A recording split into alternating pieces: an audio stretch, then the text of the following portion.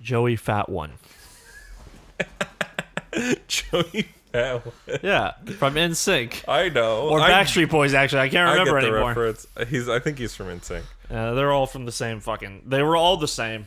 The only thing I know for sure is that Justin Timberlake was from NSYNC. Justin Timberlake was in NSYNC, and Aaron Carter's brother was in Backstreet Boys. Jesse Carter. It was Nick Carter. Fuck. You know what? You can suck a fat dick. And that Jesse McCartney was somebody who I was like, girls like him. And then he voiced Roxas and Robin, and now I like Jesse McCartney. What did he voice Robin in? Young Justice. Oh, okay. This podcast is sponsored by Audible. Come on, motherfucker.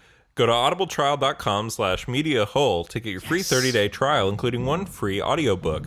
There's over 180,000 audiobooks to choose from, and you can get them and use them on your iPhone, your Android, or any other MP3 playing device.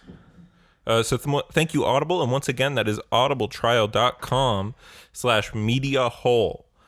These are all words you know how to spell. I'm not going to spell it for you. I'm not a YouTuber. AUDILBLE.com. Oh, wait. It was Audible Trial, wasn't it? Audibletrial.com. You can spell trial. You're not a child. You can spell media and whole. That's right. That's MEDIA and WHLOEL. Okay. Whatever. Move on. Finish the read.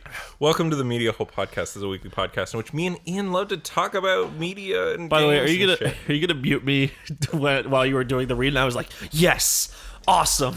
No, when you were like, motherfucker? Yeah. No, I'm not going to mute you. Okay, I was playing solitaire. But I'll also probably put our Jesse McCartney thing Yeah, in. I started playing solitaire while I was waiting for my food at McDonald's. Yeah? Because normally we were doing these the last couple weeks because I was having people over every afternoon. Mm-hmm. Closer to the morning, like around noon. Yeah, noon. 2 o'clock. Still made me late every fucking time. Invite people over, be like, guys, I'll be there at 3. Never mind 4. And then it's 4:30 and they're there going, where's Ian? Yep. Yeah, no, so I was waiting, but so I get like a breakfast thing. Yeah. I guess when McDonald's isn't making breakfast, it takes them longer to make 2 sausage and egg McMuffins. It does. You Even ate though- 2? Yeah, I always eat 2. Damn. Because 1's not enough. But 2's too much? 2 is like a little more than too much, but I'm like, I can eat it. Yeah. But like, I am very dissatisfied with 1. We need to get you on coffee. No, I don't like coffee. I don't like the taste of coffee, and I also don't like what it does to people. Do you remember a couple of weeks ago when you said that it was the flavor of caffeine that you didn't like? Yeah, caffeine's disgusting. Do you remember that? When I you're do. like, caffeine's gross. And I let you get away with it. We had an argument, and then I just let you get away with having the opinion when caffeine is literally flavorless. Yeah. It's the concept of caffeine I don't enjoy. I'm still sitting here drinking a Monster Yeah, Energy. you don't... Ian doesn't like the idea of taking drugs that change his mood or energy level, and that's why he drinks so much beer. And smoke weed. TV dinners actually slap, though. Do they? I've never had it. You should don't get the the classic ones where it's like, oh, the Swanson family dinners. Those are gross. Oh, The blue Tucker ones? Carlson is the fucking heir to the Swanson fortune. Good. Okay, definitely don't have them then. Yeah. There's ones called Crave. Oh, yeah, those ones where it's like, the commercial is like, do you like toxic masculinity? Oh, is it? I don't watch TV, so I don't know. No, I used to hear the ad on the radio all the time, and it was like, Are you tired of this pussy shit? Basic dinners? It's your fucking TV dinner. This one's mad. It's got bacon and bacon on bacon. Fucking mac and cheese bacon on it. They do have a lot of like mac and cheese and cheesy stuff. Yeah. Don't really notice the bacon. Who doesn't like cheese? Crave. Okay, I looked up Crave TV dinners, and the first thing was The Crave official TV. site. Yeah. The streaming service. I'm trying to see who makes them. Yeah. But no, they're good. Like, there's nothing. No, they're good. I was just making Yeah. fun of the ads. It's It's like down Heinz. the manly aisle. Kraft owns them. Oh, Kraft. Yeah. Kraft Heinz. Which I'm sure is a giant mega corporation that you. By the way, if you're you a bad person, if you can find it, try to buy French's ketchup. Oh no, I do. Well, yeah? French's ketchup is at the superstore. Yeah, Yeah, because like and that's where I shop. Catch me in the aisles. because Heinz they closed like that big Canadian factory. Yeah, and French's is pure Canadian, Mm-hmm. but their fucking ketchup bottles suck dick. Isn't it the same? No, but what happened was I got like the bigger one, Oh, the one where it's like the not classic ketchup bottle shape. the one that there was like stands the old upside down, or the old timey one- with the long neck. You could stand it upside down, but you don't Excuse me. have to. Yeah. Like it's got the thicker cap. First Yeah. time I popped the cap off, one side of it broke. Oh. And I'm like, whatever, I'll be a little easier. Next time, popped it off, whole thing flew off, ketchup went everywhere.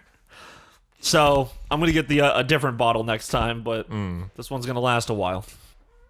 Because it's fucking huge and no one has ketchup in my house unless you're eating a burger. I wonder how much of this I'm Or- going to keep. Or eggs. Eggs are good. I think eggs with... I used to talk shit on it. Eggs with ketchup is pretty good. Like scrambled eggs and ketchup? Yeah, not a lot. Like, Yeah, a little bit. A little bit. I used to make every morning before when I was, like, cooking more.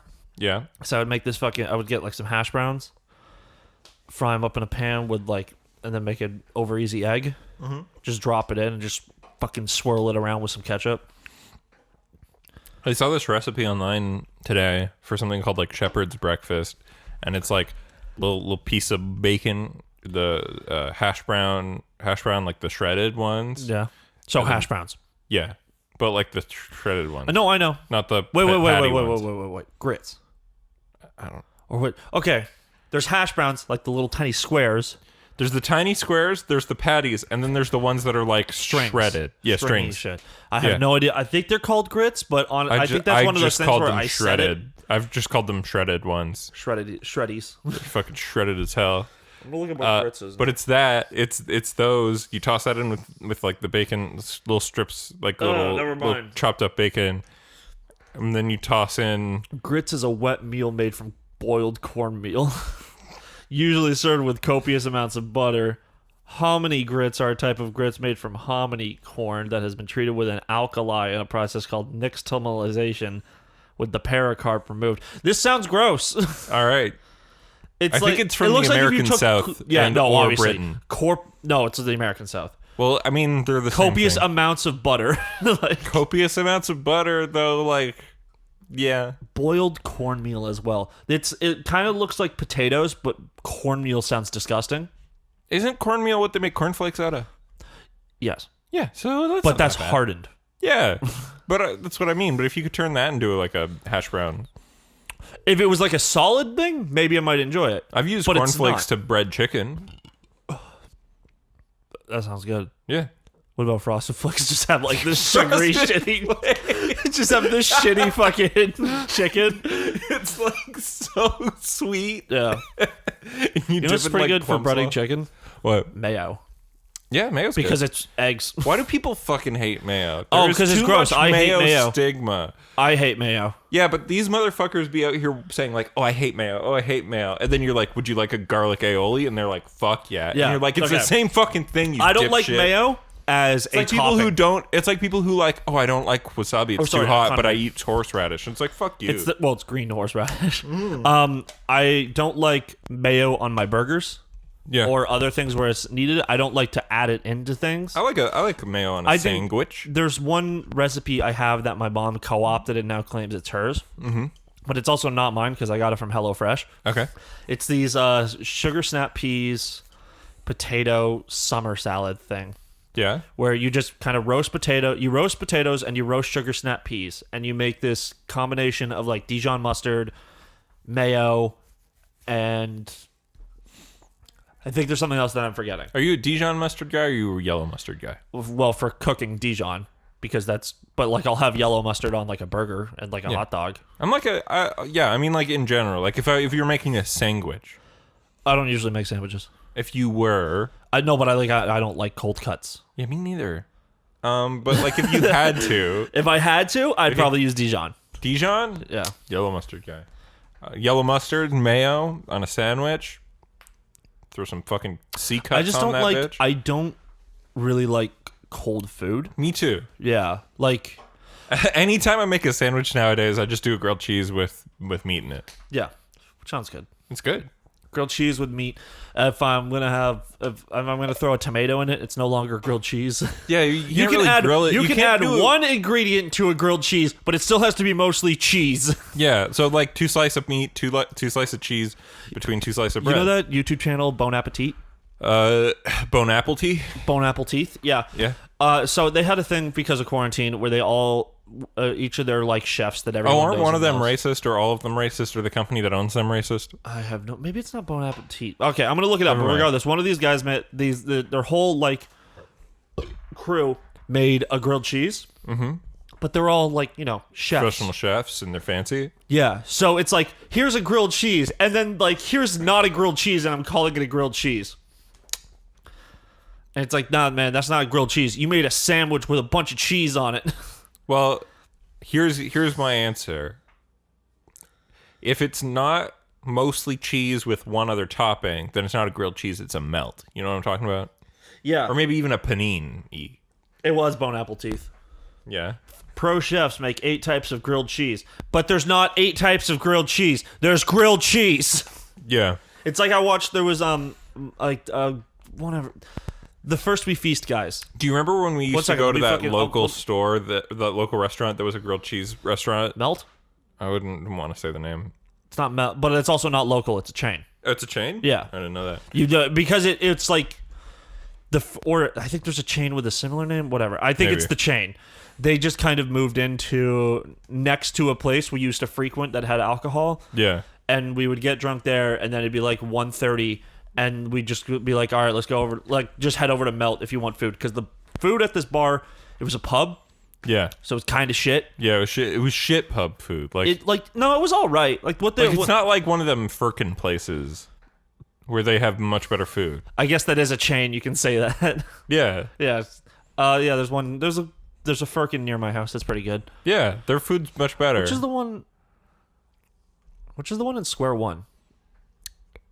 Or am I thinking of a different place? Maybe you're thinking Beer Market? No, not Beer Market. There is an Irish pub. Oh, there's an Irish pub. It's I like like a Beer famous Market, one. though. Beer Market's nice. Yeah, we'll talk about that place because we don't live near there. Well, also, it's a chain. It's downtown. It's like a big chain. Oh It's man, I pissed off a dude. I think it has the same owner. I think Beer Market has the same owner as Finn McCool's.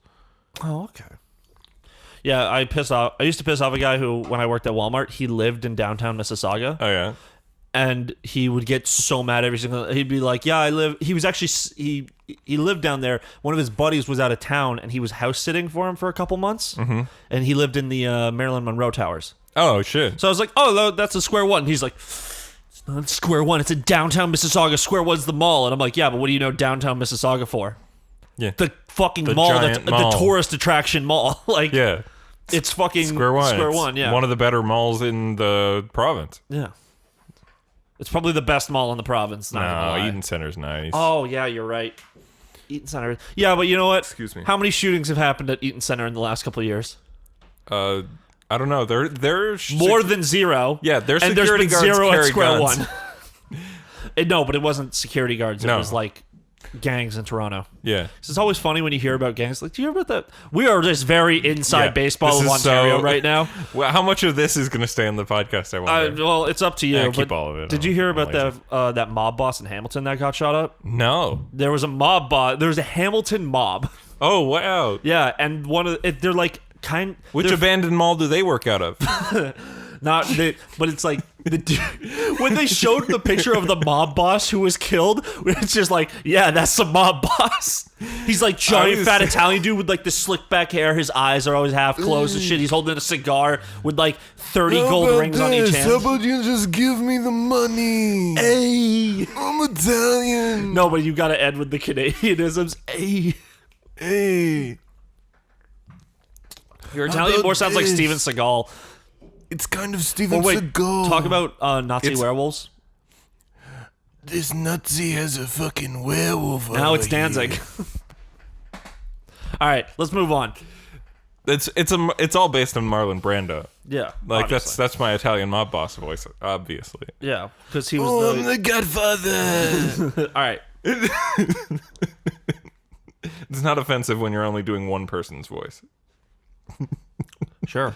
Anyway, let's get into the news of the media.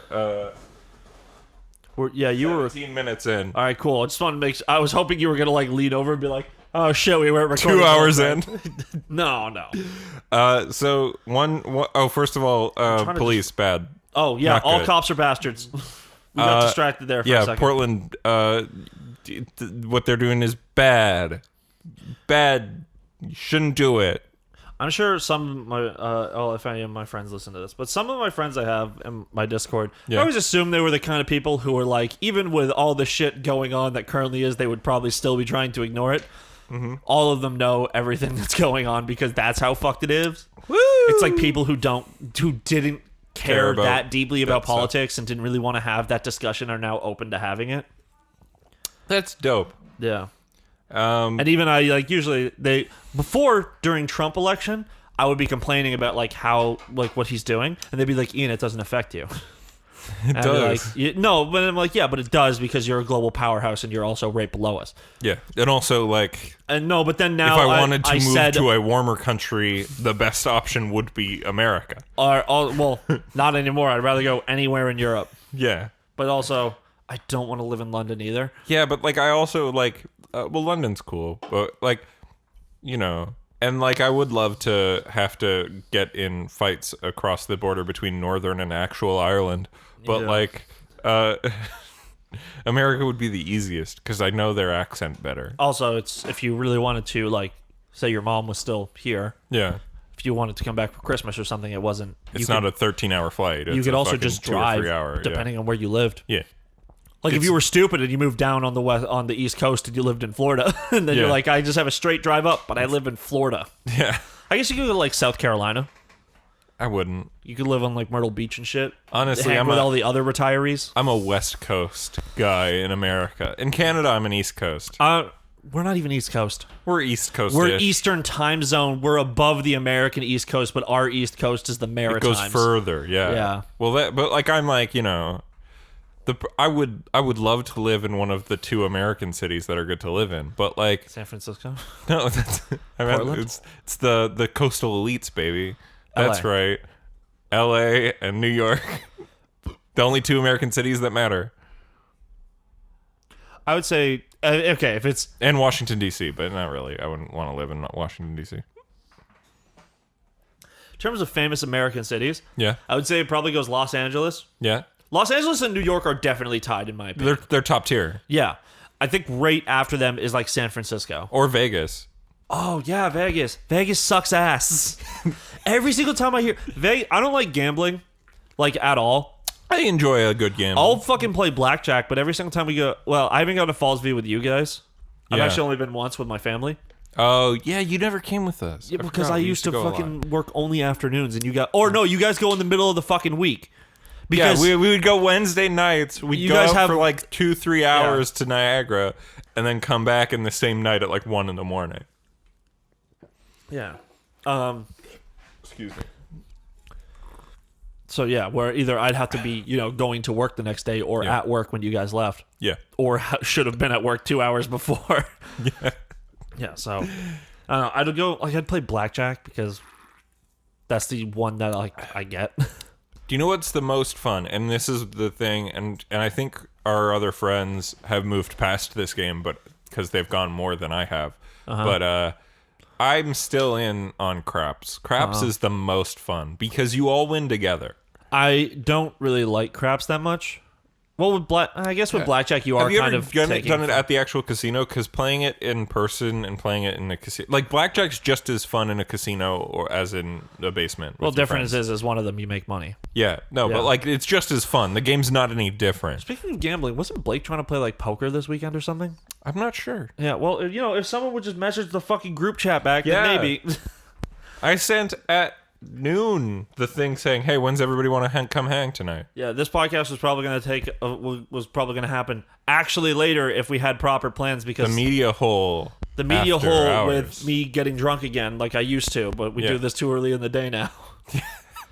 So, yeah, but whatever. Fuck those people. Yeah. Okay. Let's go to the news. Number 1, Donald Glover Lando show on Disney Plus is announced.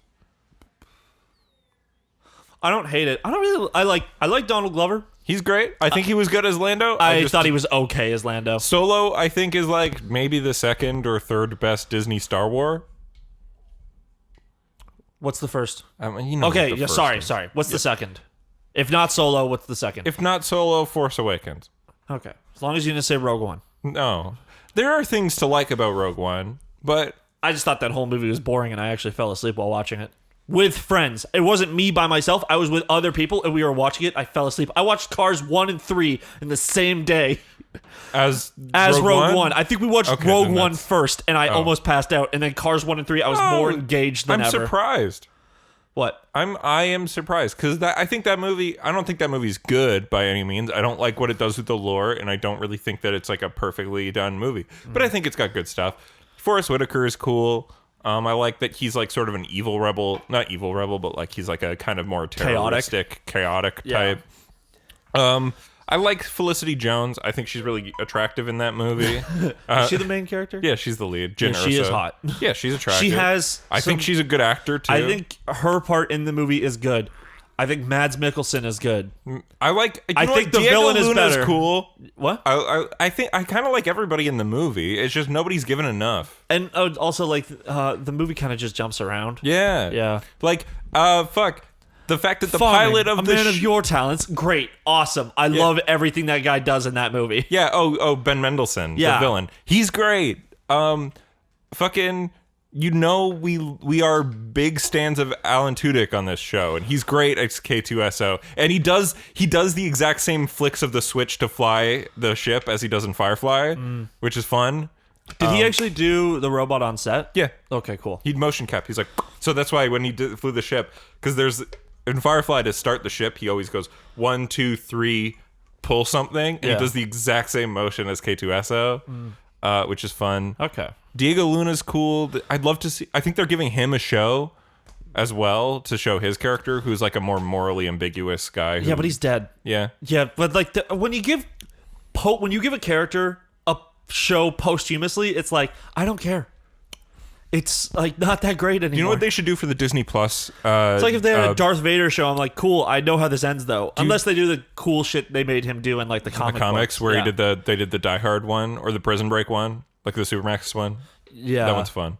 Or they could also tell the storyline about like that one stormtrooper was like who was like friends with Vader. Oh, that'd be fun. Or just also the fucking moment when like rebels take over an AT-AT and Vader just goes like punk bitch and like destroys it in a second. Yeah. Because or just literally just do Force Unleashed again, but a show. Sam Witwer would probably still do it. Yeah. Also, Anyway. what else is he doing? Voicing Darth Maul and Sidious. Oh, you're right. Fucking I can't remember which Force Unleashed it is anymore because I feel like Force Unleashed 2 wasn't a sequel, it was a remake, but it was the sequel. No, it's a sequel because you're a clone or whatever. Yeah, some shit. Or like, yeah, you started getting cloned and like you fight yourself at the end of the game or some shit. I don't know. But there's just a line where you're yelling at Vader's like, you told me you would stay away, and it just cuts to Vader and he's like, I lied. I lied. Yeah, I forget which one that's in. It's probably one. Shock T dies 3 times over throughout Star Wars media. Who's Shock T? Shock T is one of those Jedi. But she dies. There are 2 different deleted scenes of her dying in episode 3 that got cut from the movie, and then you kill her in Force Unleashed. Oh my god. Anyway. Yeah. Fuck. What happened to Asuka Tano at the end of Rebels? She's still alive? Yeah. She's probably going to show up in the Mandalorian. I fucking love her. She's so cool. Because she's a Jedi who fell out of love with the Jedi. Yeah. She's like, fuck these dudes, and then stop using the Force, but still uses the Force to augment her abilities, obviously, because it has to. Mm-hmm. All right. Lando show. I don't know. Here's Maybe my I'll watch vibe. Ian, did you ever watch the Young Indiana Jones Adventures? No. Okay. In that show, in multiple episodes, it's all the framing devices adult Harrison Ford is remembering things he did as a kid. Oh, did they actually have adult Harrison Ford for the show? Yeah, every once in a while. Okay. So that Billy D. Williams, Billy D. Williams got to do something other than getting drunk all day. Telling a story. He's telling the stories, and then we cut and we see Donald Glover, Lando doing them. Yeah. Yeah. Oh, you know what the story is? What it is? How he got Billy D. Williams talking to the one black woman who has ever existed in the Star Wars universe. Yep. Telling her his adventures as a youth.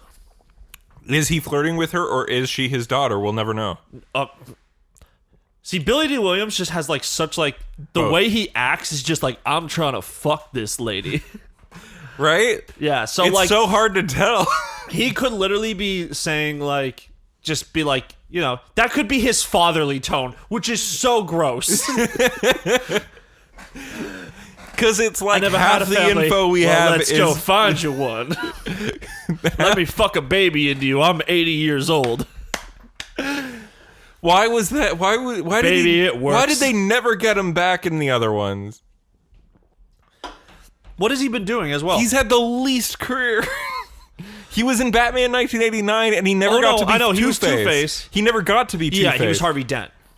And then Tommy Lee Jones. Tommy Lee Jones. I almost said Tommy D. Williams, which is Billy D. Williams. Yeah.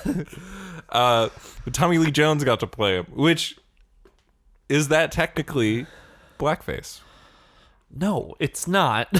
Is it black Two-Face? No, Nathan. Is it two blackface? No, because they aren't the same character. But he's Harvey Dent. It's not the same world. Do you think one side of the Two-Face acid face Can say turned the his N-word? face fucked up? No, I said, do you think one side of the Two-Face acid made his face all fucked up, and the other side got hit with the acid and it made it white? And he had vitiligo. All right. No, Such I don't a want to dumb entertain this joke. idea. Move on. All right. Piece of shit. Let's get into the video game news, which there was a Yeah. lot this week. There was a Nintendo Direct and an Xbox thing and some other shit. Yeah, Shin Megami Tensei coming to all the Switch. I was just you're going gonna to go through the whole thing. Cadence of Hyrule gets 3 DLC packs. Road Company adds that DeadSec rip-off character. WWE 2K Battlegrounds. Now, SMT3 Nocturne HD, baby. Now, I know what you're thinking, Ian. I know you're looking at me and you're asking, and with your eyes and your mouth and your lips. Dante will not be in it. Yes. It's based on the Maniacs Chronicle version from Japan, Yeah. where it's Raido Kuzunoha playing the Dante role. But that's because at the end of that's because that's actually canon in that universe, because one of the endings of Raido Kuzunoha goes to SMT3. Because all the SMT games take place in the same multiverse. I'll play it. I don't care that much. I hope they add an easy mode, because that game's too fucking hard. Oh no, they did. Oh, sick! DLC. I think you have to buy the easy mode, which I think is hilarious. It's kind of worth it. I don't know, maybe like with your knowledge of like new Persona stuff, like you might get it a bit more than you used to. No, the thing with SMT3 is it came out before P3. Okay, well, So it's like P3 but without the it's like somewhat less. The old ones are hard. They're just very difficult. Yeah, no, I know. Okay, you know how like game journalists are fucking stupid and use clickbait super hard? Yeah. I can't wait for all the lines for like SMT5 and Nocturne when they're just like, these new SMT games, which is a cousin of the Persona franchise. It's like, no, Persona is the baby of the SMT franchise. Like, literally the baby. It's literally a spin-off. It's literally the baby version. And they're going to be like, SMT5 is missing this crucial, important, amazing, most important thing you've ever heard of aspect of the Social Persona. links. Yeah, it's social links. That's what I was. So it's like you're going to read through this like 30-page article, and then at the end it just goes, it doesn't have social links because SMT. And then at the end is when they explain it, which is like SMT came before Persona, and they've never had social links. Yeah. So that's why there's no social links in SMT5. Yep. And then, but people will still be like, what? Why? I don't get it. But if the SMT Persona is the popular, why not just copy Persona? It's like, because Persona exists. So for you fucking filthy casuals, SMT5 is going to be a hard game. It is. It's going to be hard. Just I like hope 4. that I hope that merciful game mode or whatever the fuck, like the easy mode they're putting in for 3 is still harder than Persona's hard mode. I don't know if it'd be harder than Persona's hard mode. It'll definitely still be harder than Persona on normal. Yeah. But SMT5, yeah, as well. They get a new trailer. This is the second trailer ever released for that game. The first trailer came out in 2017. Yeah, it's kind of having the same sort of dev time as Persona 5. Or where the first Bayonetta trailer 3. for Persona 5 was put out in like 2013. Oh, yeah. Yeah. That was bad. Spring 2014. Yeah, it said it was going to come out, and then it came out 3 years later. Yeah, in 2016. Yeah. Well, wait, I think it was 2016. just December in the West. 2016, Japan. Oh, 27 February. It was 2017. April. April, whatever. It's a month apart. It's 28 days apart at All least. right. Now, Ian, I don't know if you caught this announcement about the game series that we'll never shut the fuck up about. Yakuza? Yakuza 7 Like a Dragon gets the announcement we've been dreading. Well, the PS4, PC, Xbox One, and Xbox Sex versions of the games are all coming out on the same day as a launch November title. 13th. Yep, it got leaked. Then it's also on the store now. Yeah. I just pre-ordered it yesterday. There will be a PS5 version released at a later date. Uh-huh. Although they say that owners of the PS4 version will have an upgrade path, that doesn't specify whether or not the upgrade path will be a paid upgrade path or a free one. Well, okay. With the fact that Microsoft is doing this smart delivery thing where Yeah. if you buy the game on the previous console, you get it on the new console, they should just keep... Sony needs to copy that. Yeah, well, the thing with Microsoft is it's an opt-in system for developers, and I think Sony's doing the same thing, but like NBA or whatever, it's like a $10 upgrade fee. $10 upgrade. If there's actual content that comes along with it, not just a graphical update, sure. Yeah. But other than that, go fuck yourself. Yeah. Even if it's a small $10 and you get a fucking character skin, sure. But if it's literally $10 and you're able to play it on the next console, eat a dick. I'll just keep my old console. Yeah. I don't want to. I'd rather get rid of Well, the no, you'll upgrade. still be able to play it on the new console. It's just Oh, then I don't care. it won't be the better version. Can't wait for Last of Us 2 remastered. I don't think year Sony's after gonna the do game that. came out. I don't think Sony's going to do that. I think they'll have like a free upgrade thing for that.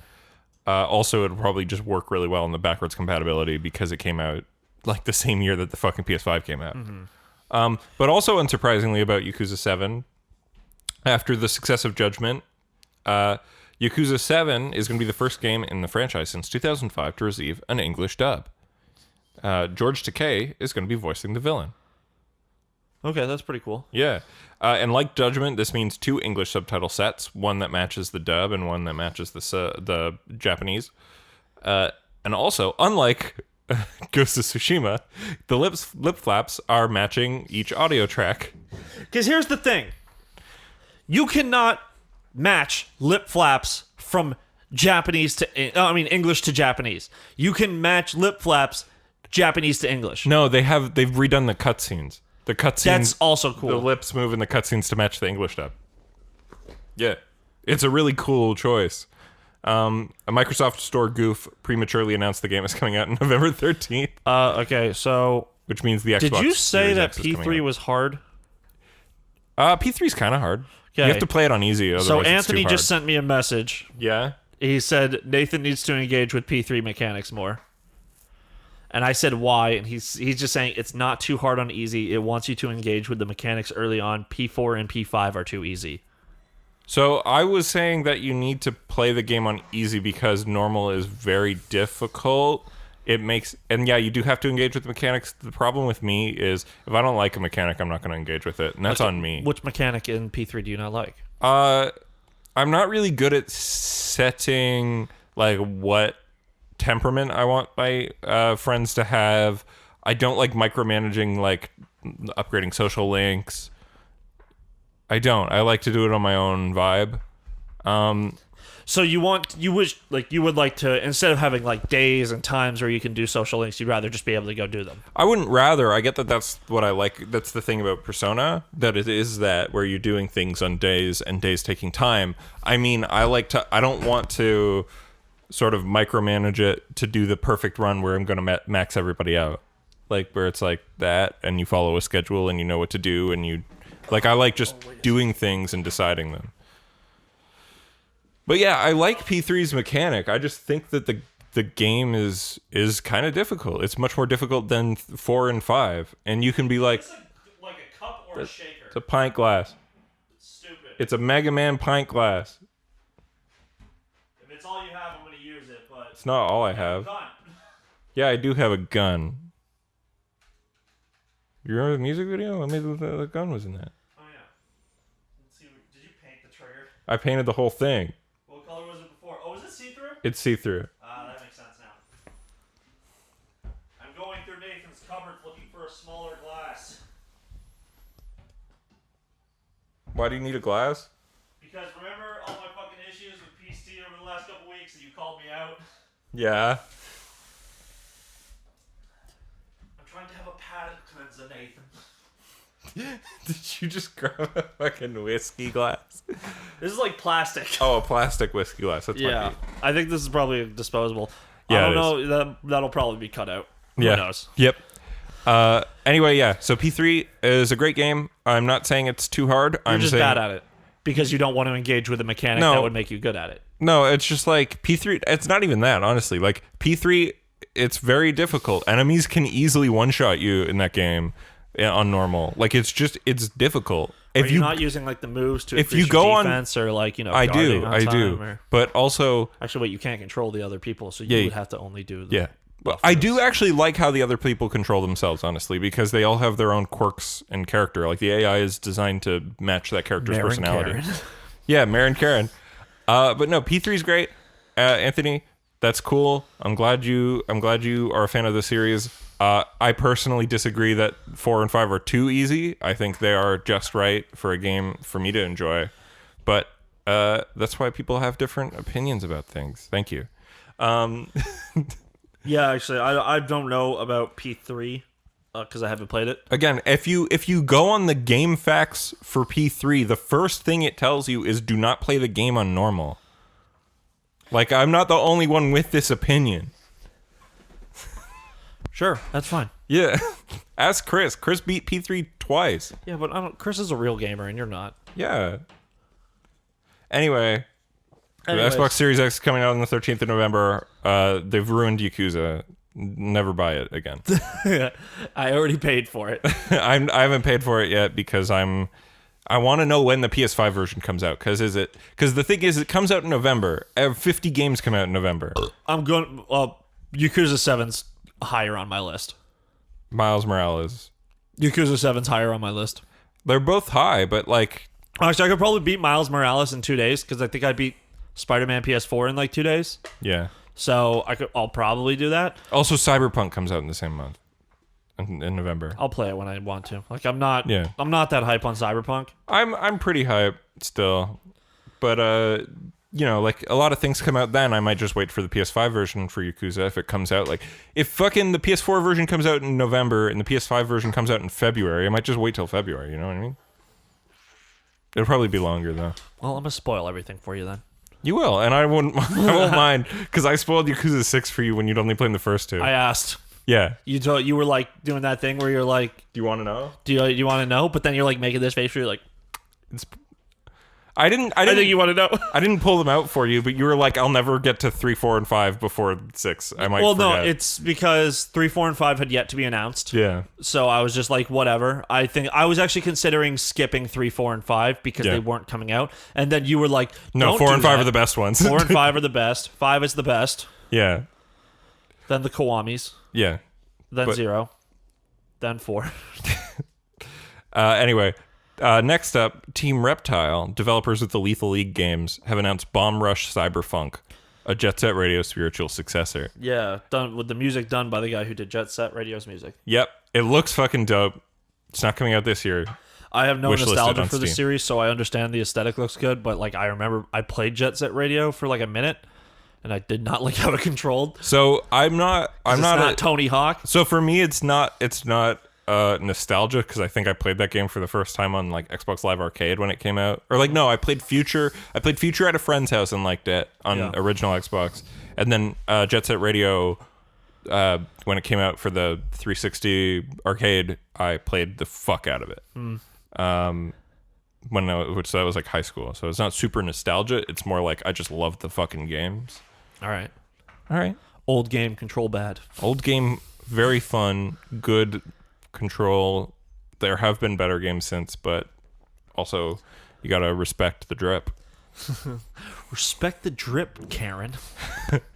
So now we're walking our way into the Xbox event, baby. Yeah, the game I already wasn't hyped for, and it also has tempered my expectations Hold on, even more. Ian. Don't get ahead of yourself. There was the pre-show first. Did not watch it at all. The first thing announced the pre-show, Ian. Dragon Quest XI is coming to Xbox X, Xbox One, and PS4 on December 4th. But it looks like a Nintendo Switch game. It uses is. this. It's a port of the Switch version. It is a separate purchase from the original Dragon Quest XI. Mm-hmm. It is not an update. You buy it again. Yep. You have it on PS4 or PC? Fuck you. Pay me. I'm Square Enix. Brand new whip, For these. like slavery. Yeah. Exo-mecha. Straight up, if you have Dragon Quest XI, unless you're the world's biggest fan of that game, don't fucking bother with this. Unless you didn't buy the Switch version. No, but even if you bought the original version of Dragon Quest, Oh, you're saying just live with the original? just live with the original. If you're on PC, well, no, but if you experience the whole game, Oh, yeah, and if you're you've like already played the entire thing. If you're 40 hours in and you think you haven't wasted your money and you're willing to spend that 40 hours again, Yeah. go for it. But remember, this game is a big investment of your time. I am 20 hours in on my Switch playthrough, and I don't play it that often because I got to the end of the game on PC. Yeah. But I bought the game on PC for like $10. Yeah, so. if you haven't gotten the game yet, it depends on if you want. What do you want? You want the fancier graphics and lighting and stuff, or do you want the more content that's really good? Because the new stuff on the Switch version is actually pretty good. But it's also all endgame content. Yeah. So you have to finish an 120-hour-long campaign.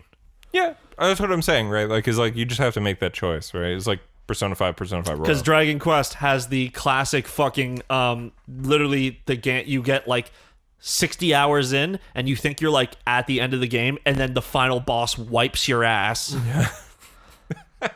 Calls you a little baby, puts a new diaper on, and then fucking kills one of your party members. Nice. That's the best. I love a good murder of a party member. Anyway, there's a couple of other games in the fucking pre-show, but then there's two that matter. One is Hello Neighbor 2, who fucking cares? There's two that matter. One is Hello Neighbor 2, who cares? How does that make sense? That's a game people give a shit about. It's something I've heard of. I'm not. I thought that series Ian, was do you have over. something connected to fucking Exo-mecha or Echo Generation? No. Wait, Echo Generation. Is it Echo the Dolphin? No, Then it's I don't fucking ECHO. Hello Neighbor 2, though, people have heard of. But I thought that series was done with because they did Hello Neighbor, which was a single player roguelite sort And of then thing. they did the spin-off games. They did the spin-off game where it was an asymmetrical multiplayer game where That game looks kinda it was cool. 4 people trying to escape from his house. It looks fun to play once and then be like, I just spent $20 on a 20-minute experience. Great. Yeah. It's like I'm getting it handy. But like, I thought that would be the end of it. But Hello Neighbor 2, I just don't see what they're going to do. I think it's like just gonna be Plants just- vs. Zombies versus Plants vs. Zombies 2. It's like, what are you going to do? Well, the Garden Warfare games are both actually quite good. But those were like third-person games where you played as the plants and you played like a third-person shooter. Yeah. Like, that's different as opposed to Hello Neighbor 2, which is just going to be Hello Neighbor 1, but updated. I think it's going to be like a different house. But if it's the same characters, like if it's the same neighbor... Yeah, it is, because they like his design. Yeah. People didn't like that the first one just turned out to be like some kind of weird child abuse thing. Yeah. You know what? Maybe if they went like a bit beyond and they like had more neighbors, they had like little missions where you like snuck in and then you would get something and then you would get like other things. Like you would just like do things to expose this dude as a creep in your neighborhood. Then maybe, but I like, don't know. if it's just Hello Neighbor 1, seem but like with a coat of paint. it doesn't seem like they're doing a Surgeon Simulator 2 thing where it's basically a completely different game. Did you see the ad for that?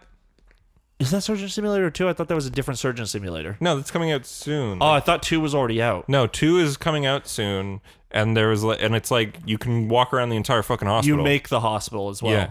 Like there's aspects to like build up. You make the hospital better. You get more high profile surgeries. But then they're also falling into like the meme of it. Yeah, well, Surgeon Simulator was always a meme.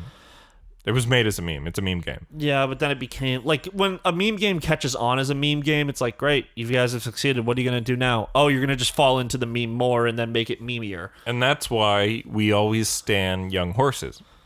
I don't know what that is. They've made 2 games. Then one of them is not even out. The first game they made, fucking Octodad. That game's hilarious. It's incredible. It's perfect. It's great.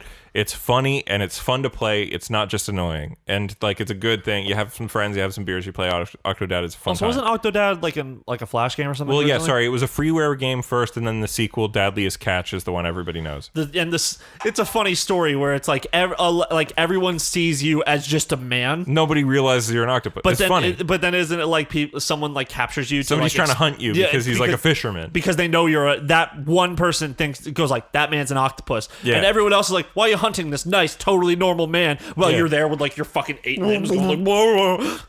It's a fun game. And then they didn't capitalize on it. They just put it on every console every time a new console came out. And then now they're doing fucking Bug Snacks, and it's completely different, but also funny. Yeah, Bug Snacks, and Caro Bonito does the theme song. Yeah. And there's like, it looked like this like really cute nothing game, like Slime Ranch. Yeah, and then the end is like scary as fuck. Yeah, and it's like, ooh, there's actual like things to do. Yeah. I'm sure it's going to be like a craft. Talking about Bug Snacks. You're probably going to like a craft up a town and make defenses, and it's just going to be like a horde wave game. By the way, when that game comes out, we are starting a second podcast called Talking About Bug Snacks. Okay, no, we aren't. But go on. Let's move on. Fine, I'll start that podcast with Chris. Oh yeah, because Chris does this podcast. Yeah. No, he doesn't do this podcast anymore, but he will do every episode of the daily Talking About Bug Snacks podcast. He acts like he will because I message him and be like, "Do you want to do it this week?" Because I'm tired of just talking to Nathan. He's like, Maybe. No. Maybe. Then day of, and I'm like, "So you gonna come?" And he's like, "No." Balan Wonderworld. I don't know what this is. This is a new game from Square Enix and their new studio. Maybe Squeenix should fucking finish their other games before they start. They made a new studio for this game. Maybe they with should new people. stop doing that. And this studio is head by Yuji Naka, and this game has character design by Naoto Oshima. Now, Ian, if you're unaware, blissfully unaware, these two people created one of the greatest gaming mascots of all time, What? Sonic the Hedgehog, and Yuji Naka did all the good Sonic games, and like he hopped out right after Shadow the Hedgehog, the last good Sonic game, and right before Sonic 06. And now he's finally got this new game called Balan Wonderworld, which is like really fucking. It looks like if Sonic was Banjo-Kazooie. It looks great. It's Sonic Adventure Banjo-Kazooie. It looks fun. It's 3D platformer. Looks cool. We stan Yuji Naka in this household. Well, this isn't my house, so. Yep. So yeah, Balan Wonderworld. Balan Wonderworld, honestly, probably the best game at the show. Wrong. Probably like, Wrong. better We're about than to get every to other the best game of the show. No, we're gonna get to Probably the best game better of the than show any right now. game, especially ones that are like in first person. Anyway, let's get on. Apparently there's this new game called Halo Infinite. It looks pretty good while it moves, but really awful in screenshots. They decided to make it like Destiny style. It has a Titanfall / Uncharted 4-esque grappling hook, and John Halo the has Uncharted a bad 4 voice grappling hook is godly and amazing. This is like just a fucking hook shot, like a grappling hook. Yeah, that's why I put it between Titanfall 2 and Uncharted 4. Actually, no, Titanfall 2's grappling hook is better. But it's Titanfall 2's, except Titanfall it had a use for it because it was to grapple onto the mechs and to do like platforming. Like little platforming, assist yourself with like some speed sort of thing. Because Titanfall 2 has Mirror's Edge-esque free run. Yeah. This is literally just going to be like how you use a fucking hook in Devil May Cry, where I'm sure you like, Yeah. I think there's a part in the thing when you whip a grunt towards you and you can pull yourself towards bigger enemies like brutes and yeah. Oh, yeah. You think it's like Sangheili? It's like the elites. That's what they're called. what is that called in fucking Devil May Cry?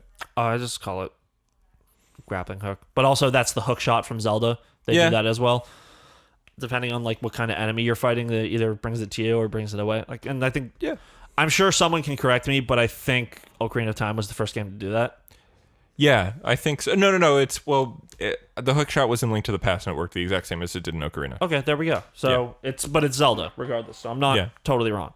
All right, so you not a Halo fan. Me, Halo fan. I don't like this. Okay. I like my linear hallway Halos. Okay, I good. don't like it when first person games that were meant to be story, like it's a story game. You go straight, you get the story told to you. Like Halo ODST has an open world aspect, but what it is a hub world that you keep coming back to. Yeah. But then as you you play the first level, you're in the hub world. You go do something in the hub world, and then you unlock things where you go to points where you go there and you find a memento of a character, one of your teammates, like Buck, the lady, the sniper that was played by Nolan North, which was a black guy. Nolan North shouldn't have done that. What about Nathan Fillion? Nathan Fillion is Buck. Oh. So you go and you find mementos of them, and then you do a mission as that person with their loadout. Okay. So you go do a mission as them, then it cuts back to the rookie, and you go back to the hub, and you just go find another one. So as the rookie, you play in this hub world, but then you go and you do missions outside of the hub world. And they're linear, straighththat missions. Yeah, and the hub world, you can find things, and they make sense. So what I was going to say when I think of Halo, so I'm glad that you agree with me on this, because I'm not a fan of the game, so I don't know what a fan of the game would feel about this. But when I think of Halo and I think of playing Halo, I think of you are in linear areas that are very large and pretty. Like, they're large and they have huge scope, and sometimes you have to drive a fucking car through it or a plane. But like, it's not still really pretty planes, linear. mostly cars.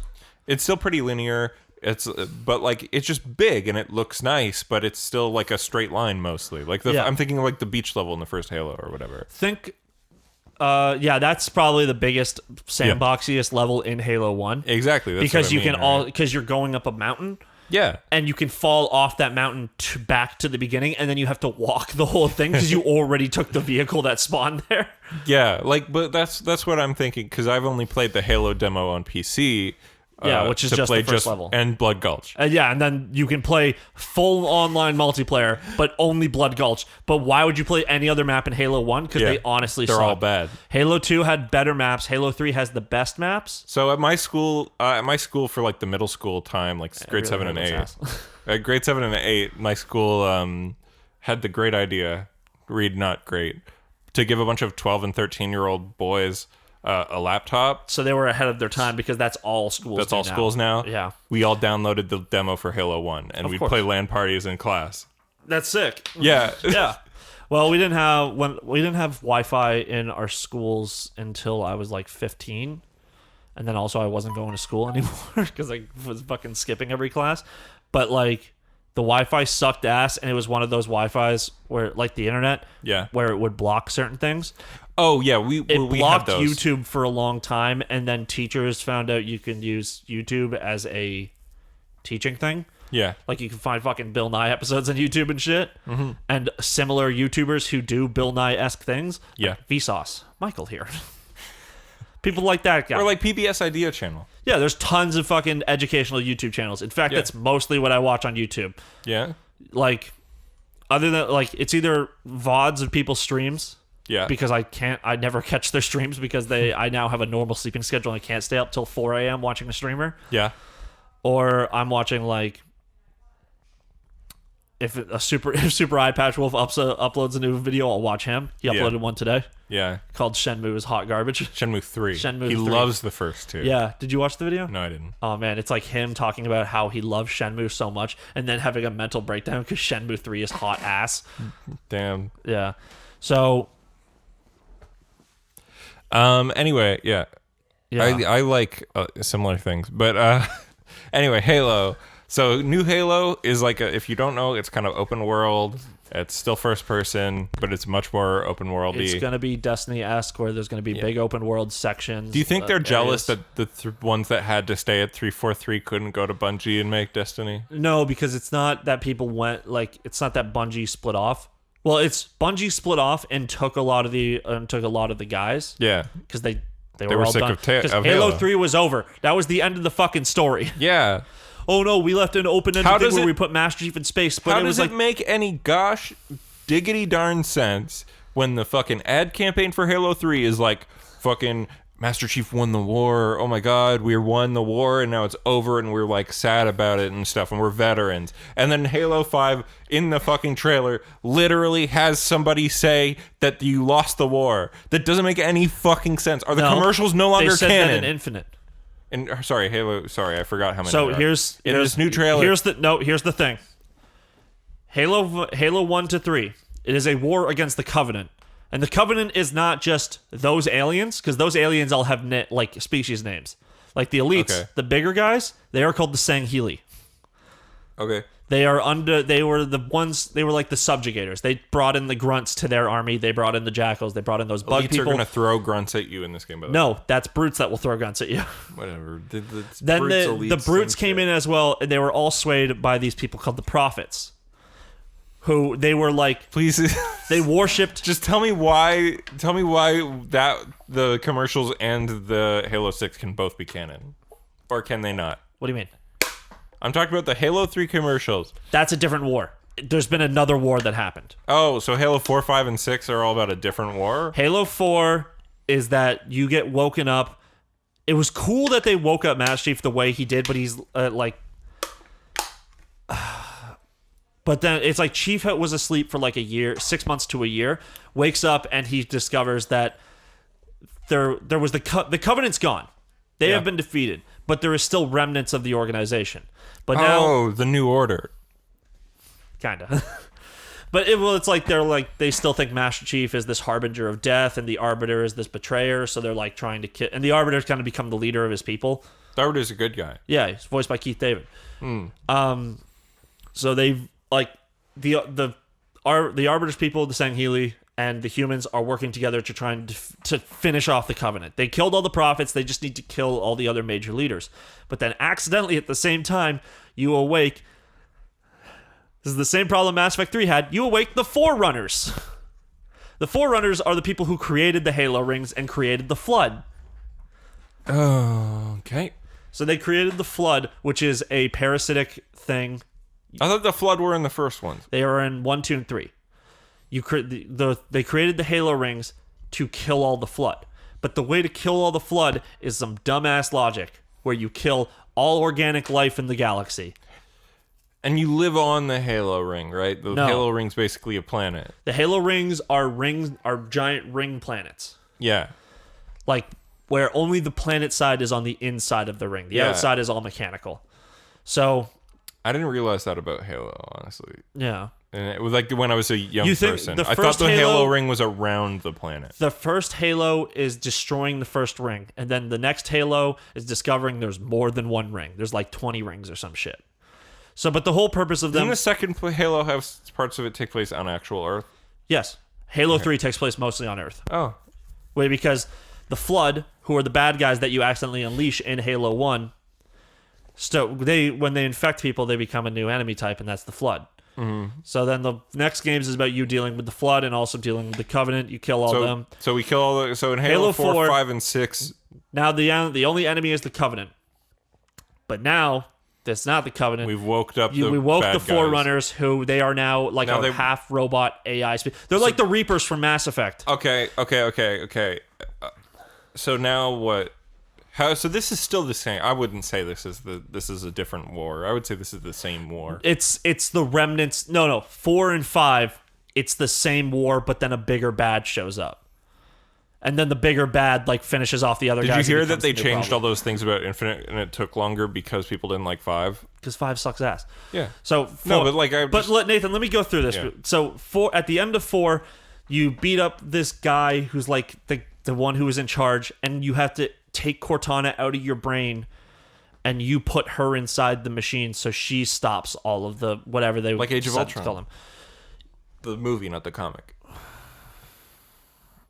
Yeah, and then Cortana becomes the villain in the next game, and you have to go destroy her, and that's why it's bad. She becomes Vision. And yeah, they also but Vision if Vision went evil, she became Vision's Ultron. Been evil. Yeah, I don't know that shit. I only know the movies. Yeah, she fucking takes over for them, and then the humans are like, well, Cortana's been in service for like. AIs are only supposed to exist for like 7 years or something in this universe. Yeah. And then they're supposed to be like reset and rebooted, like delete their minds sort of thing. And Cortana had been in service for 10 years. So they bring it up, and Master Chief is like, no, it's my AI wife. You can't do that. Right. And then she's like, I'm his AI wife. You can't do that. And so he runs away with her. And then she actually does go rogue like they were saying that she was going to the whole time. And she convinces the rest of the artificial intelligence in the entire world to turn against the humans.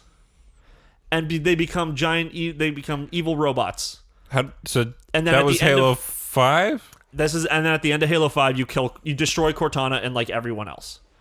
So then Master Chief gets like lost in space again, is asleep for 3 years, and that dude in the opening trailer for Infinite Finds him. He finds him in space because during the 3 years, the Banished, who was a faction of the Covenant, who was like found about the Prophet's lies real early on, and kicked him out. That's this Atriox guy. The dude, the villain, red guy the bad yelling guy. at people at you at the bad end guy of on the trailer. screen. Yeah.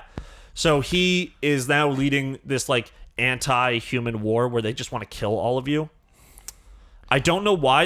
And so while you were sleeping that 3 years, they destroyed the entire UNSC because the only way humans were ever able to beat the Covenant was their by super being intelligent Halos. AI. Yeah. So the Cortanas and the other ones, and the Spartans. Master Chief is not the last Spartan, but they keep acting like he is. Yeah. Like there's the Spartan Force, which is Agent Locke and his crew, which has Nathan Fillion in it as well. Yeah, they're the villains of 5. Yeah, and then there's Master Chief's team. They're not villains; they're durotagonists. Yeah. Like where they're like fighting each other, but at the that trailer thing they were doing where like they made it look like they were actually like fighting each other. Yeah.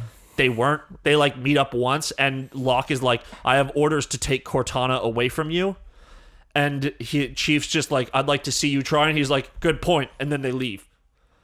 That's it. They have like no crossover, but they made it look like Agent Locke was going to be this fucking guy who was like chasing him down the whole game, trying to kill him. That's stupid. They should have just had that. Yeah. That's more interesting. It would have been The Last of Us 2, but fucking worse. Yeah, but that's still more interesting than him showing up and not killing or fighting him even. Yeah. And Halo 5 is a really pretty game. People with a like bad Last story. of Us 2. Yeah, Got good reviews. No, Halo but 5 didn't. Yeah, but the guys who write for Halo aren't the best writers. Yeah. Because the best writers went on to Destiny. And that's not a well-written game either. Yeah, what are you talking about? Ian, I love that website. You know, they did put all the lore in game now. Oh, they did? Yeah. And then you mean in 2? Yes, in 2. Yeah. I think actually at the beginning of Is 2, the website for Destiny 1 still up or Well, it was or just no? Bungie.net. And so yeah, Bungie.net's still up. I mean, is the page still up, I guess? I have no idea.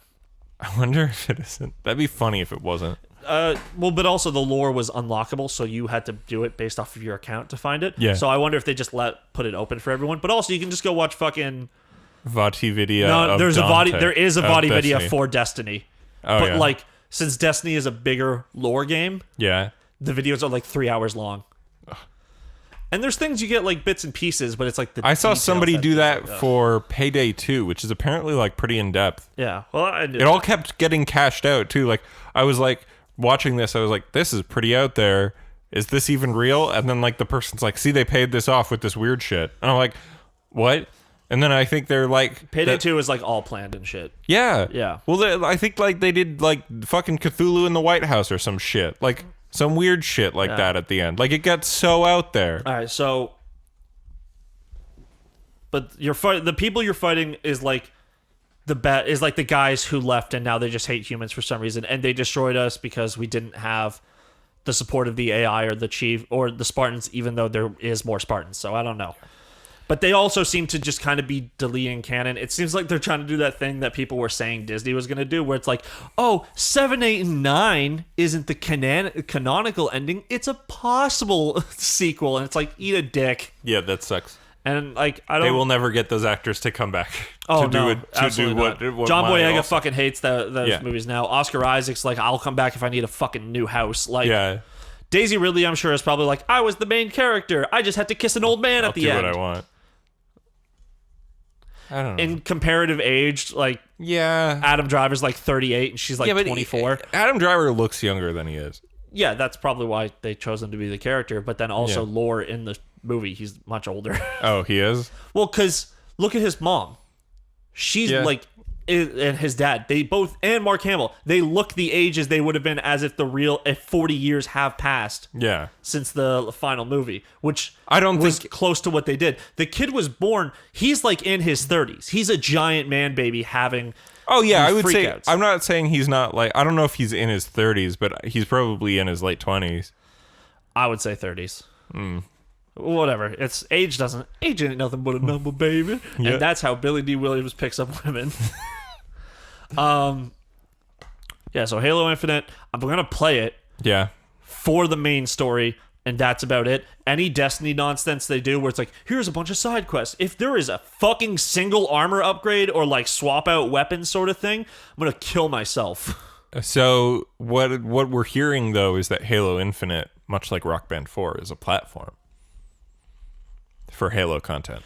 Yeah, I think what they're gonna do is we're gonna have a main story, main story that we go through. It's probably going to be like a 6 to 8 hour campaign in that area, and there's going to be missions that you can replay through with your friends, and there's obviously going to be the multiplayer, which will actually might be the good part. Yeah. Because since they are seeing how But Ian, aren't you mad that they can't... Halo 3 and the Master Chief Collection is popping off right now. Yeah. More than any of the other ones. So hopefully they come to realize everyone likes how Halo 3 plays. Get Halo 4 out of here, get Halo 5 the fuck out of here. Let us play let Infinite control like Halo 3, but with a grappling hook. But Ian, didn't you see people were mad that you can sprint? They put sprinting in Halo 5. Like it's but that's why people were mad, because they like Halo 3. But you do reload with RB, so maybe that's a little bit more like Halo. It is, yeah. Yeah. Or no, X was also reload, I think. I don't know. But Halo changes up their controls a lot. So, armor better be customizable. Like, I don't want to have to deal with this shit where it's like pay or earn the upgrades. So, by the way, well, you can earn them like in the classic way. Yeah. Which in like Halo 3 was like you got the armor set you got 4 out of 9 of the sets by just doing the campaign. And then you got things from doing feats in multiplayer. And then they added Recon, which originally was a Bungie only thing where you had to have it gifted to you by a Bungie employee to use. Yeah. Which is like Adam Kovic, when he used to do Inside Halo, he used to use the Scout helmet. And then towards the end of it, because the guys at Halo were fans of Inside Halo. Inside Halo became Inside Gaming while it was still in Halo. Yeah. They gifted him Recon. Because they were like, you've like pretty much made all of our fucking weekly updates palatable, and people would actually listen to you. So here you go, you're cool. And then they put it in the game as like you did these. Once you got these 4 achievements that were like super hard, but were worth 0 gamer score. Oh yeah. You got the Recon set. You could do all of them like by yourself, and then the last one you needed a team of 4 people. Oh yeah, one last thing before we move on to the rest of the conference. Yeah. This is my first time hearing John Halo speak. Really? That's the first time you've ever heard him? Yeah. I'd dude retconned in my brain his voice to be a clone trooper voice is what I realized. Uh-huh. So I know he has the famous line like, I'm going to finish the fight or whatever. Yeah, but you probably thought that was like his one line. No, I heard it in my brain. So I'd seen the clip, but in my brain I'd retconned it. The water made it taste good. Thank you. Yeah. In my brain, I'd retconned it to being the voice of all the clone troopers from Star Wars. Yeah. Like I'm going to finish this fight. Like, I thought that was his voice because he looks so much like a clone trooper from Star Wars, but just green. Armor, yes. Helmet, no. No. But helmet, he's supposed to look more like Doom Guy, actually. Yeah, but I wasn't as familiar with Doom as a child. I was familiar with Star Wars. I guess that makes sense. So this was my first time hearing his voice and like recognizing it as being his voice. Man, he has a really lame voice. It sucks and it's not very good, and he's not good at acting. Here's the thing. He's not a voice actor. The guy he is literally a radio DJ from Seattle. Okay, second question. Uh-huh. Why not get somebody who has talent to do it? Because that dude has an iconic voice. That is the guy's voice. Like, the filters they put on is just so it kind of sounds like it's coming from a helmet, but that's actually just the dude's voice. So it's not that iconic. I kind of have already forgotten it. That's because you don't play Halo. No, I mean, like, it's just a guy voice who's like... what it is... It's not like Optimus Prime's voice. That's iconic. Yeah, so what it is that when they were making Halo... They were not they didn't have a lot of money in money. They originally were supposed to make that game for Mac. Yes, and then Microsoft bought it off of Mac. But they didn't have a ton of money, because the game was this massive undertaking. It was the first of its kind. to be this, like, yeah, the maps were linear, but they were massive. Yeah, and the they were original big. intent was no loading screens. You're supposed to. It was like supposed to be like fucking Tony Hawk's Hawk's American Wasteland. where you just go from area to area with no loading screens. With the concept of going back, but then they axed that. So they didn't have a lot of money because they had to spend a lot of time on game devs, and just one of the guys was just like listening to this radio station. They're like, man, this guy's got a good voice. And then they called the radio station, asked to talk to the guy, and then hired him to be the voice of Master Chief. So they just haven't replaced him because they just like that's what Master Chief sounds like. All right, fair enough. It's just... I don't like it's it. something from their past. That's fine. I kind of... Sometimes I just wish Master Chief was silent, but... Yeah, me too. He does have to communicate more. I feel like the other characters being voice acted and him not is fine to me. Well, that's as somebody whose only Halo games he's played is the first level of Halo 1. Or sorry, the beach level of Halo 1, because I know that's actually the second level. I just thought it was the first because it was in the demo. But the beach level of Halo 1, parts of Halo 3 ODST, and parts of Halo Reach. I'm sorry, what? I'm just saying, like, as somebody whose familiarity with Halo is the beach level from Halo 1, Yeah. parts of ODST, and parts of Reach. That's my only experience with the entire franchise. Oh, and playing like 2 at a friend's house or whatever. Okay. But like, you know, You should pick up the Master Chief collection. I mean, I have Game Pass. I could play it whenever I want. Play it. Let's do the campaign. All right. Yeah. The first I haven't one? played... if you like the first one, we can do the rest. But yeah, we can start with the first one. Okay. Because I just don't know what happened. But like... Let's... Fucking... Did I talk about this last week? What? Fucking Pat from Super Best Friend. Oh, Cast. yeah, you said this last fucking week. idiot. Starts at Jesus Halo 2. Christ. Started at Halo 2 and was upset when he didn't understand the story. Yeah. Yeah, maybe I'll get into it. I don't know. I'm just not a huge shooter guy. I have like weird taste with shooters. Just play it on controller or try keyboard and mouse. No, I'll probably play it on a controller. Or It was fucking designed figure for out a controller. Wooly's stupid ass setup with the mouse, but you move with the joystick. I wouldn't do that. Just Obviously, that is the best of both worlds because you get the most precise out of both. Here's But, the thing. Actually, in Halo 3, there's a weird dumbass mechanic. This is like the one time when keyboard is actually working out better for this game. Really? For some reason, when you move diagonally, you go much faster when you're holding like a weapon that could put you in third person, like the turret you ripped off. Oh, yeah. Okay, I know the turret. If you move diagonally with so if you're pressing W and A, you go full walk speed but diagonally. But if you're just holding W, it's like you're holding Slow because you're holding the thing. Yeah, but for some reason diagonally has the same speed as if you weren't running. And it doesn't work that way on the controller, or is it just harder? On the controller, it's just harder to maintain that direction. Yeah. And then also while switching, because you have to you either have to release and push it back the other direction, like you're doing a complicated fighting game input, or you have to slide it around the top, and then you lose momentum because you are instead of it being like this, it goes that. Oh, because the stick has to return to the middle. Yeah. So, but on WASD, it could be like I'm doing W and A and then WD. Yeah. Okay. So yeah, that's the case of the new John Halo. If you disagree and are very excited about Halo Infinite, please tweet at Ian at StrugglesV on Twitter. State of Decay 3, cool for you who like those. I heard they're good. I don't like those.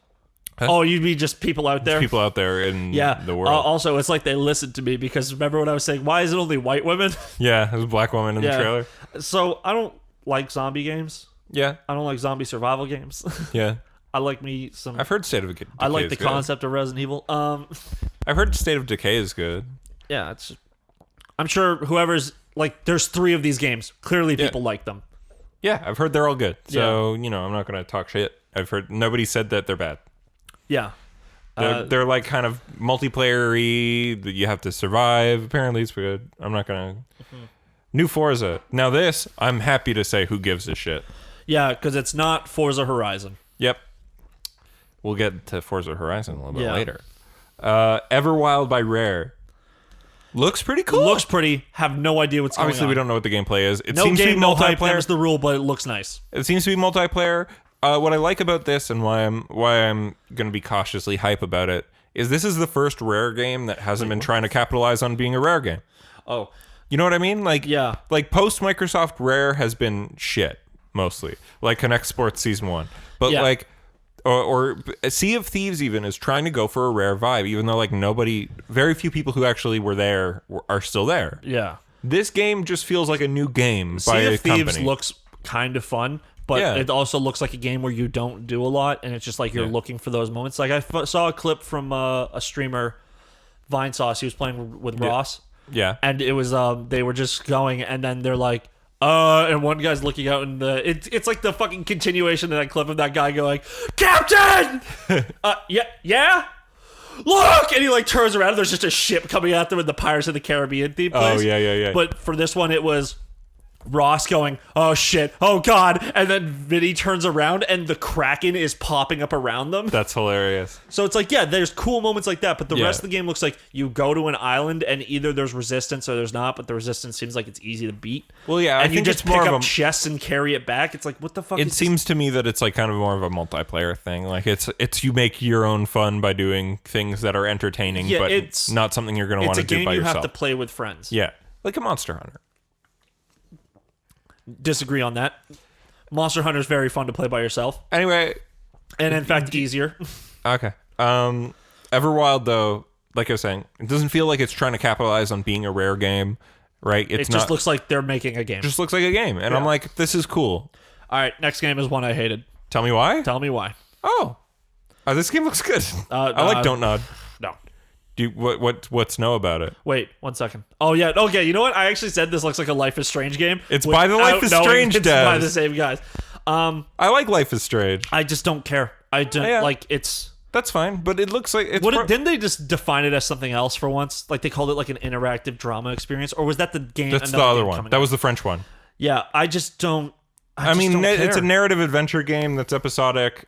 If you don't, again, it's for certain If you don't like Life is Strange, you're not gonna like this. Yeah, but you're not. I don't like. But it's Life not is Strange. for you. Like it's. Right? If you don't like Life is Strange, this isn't for you. For me, a lot of the like right after Halo Infinite, there was nothing for a while. Oh, really? Like I didn't care about Tell Me Why. In fact, I kind of didn't like it at all. Especially I thought the male voice actor, I think he sounds bad. I think the lady sounds real like the girl in the trailer. Yeah. Sounds real good. Her voice actor's doing a good job. And then he's over there like, I just wish they would tell me why. Obviously, he sounds better than that, but he doesn't sound as good as everyone else who speaks. Yeah. And then we got an announcement for a game that is already out. Outer Worlds? No, Ori and the Will of the Wisps. Oh shit! You wrote. I didn't even write that down. It's just them telling you that they're trying to make it run at 120 frames. No, they have made it run. It's going to be a launch title on Xbone. Consistently run or some shit. I don't know. It's going to be a launch title on Xbone, 4K 120p or 120 FPS. 120 hertz is what they said. So probably 4K shit. Now Outer Worlds, Worlds. Peril on Gorgon. Don't care. Looks all right. I like that game a lot. Yeah, I'm more excited for Obsidian's other thing that they announced. Grounded. What? Grounded. Did they announce? Is that Obsidian as Yeah. well? Oh my god, I haven't. There's another one actually. Yeah, Grounded. Honey, I Shrunk the Video Game. Yeah, I have Honey, I Shrunk the Budget. A crafting-based multiplayer game by Obsidian. It comes out July 28th. It's like early access. The trailer was that's funny. pretty quick. Yeah, I didn't realize it was coming out. Yeah. 3 days. Yeah, the trailer was funny. I liked it. If you play one game this year, play Cyberpunk 2077. It was very self-aware trailer. Yeah. It's like, Well, just like that Austin Powers trailer. yeah, I would say it's like Where Monster it's like Hunter. It's Because so the it's, way you're fighting the bugs, and it's like it's- they're all bigger than you. well, and it's shit. first. I was gonna say it's Fortnite. Original concept of Fortnite. Yeah. But apparently it has a story mode. Like in an interview after the fact, they were like, "This is a new game. We wanted to see." Well, the if we original could-" Fortnite concept does have a story mode.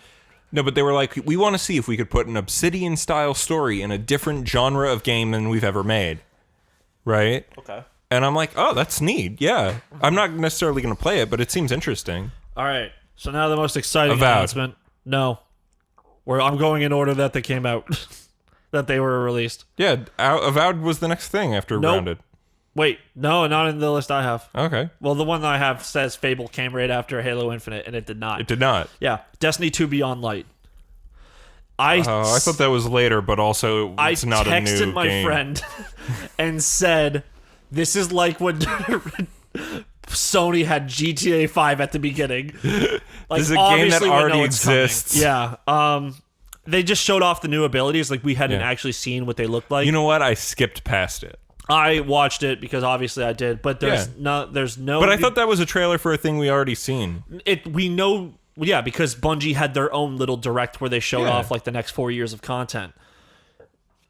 So, but like we knew it was coming. We got a trailer. We got a story trailer. This was like an abilities trailer.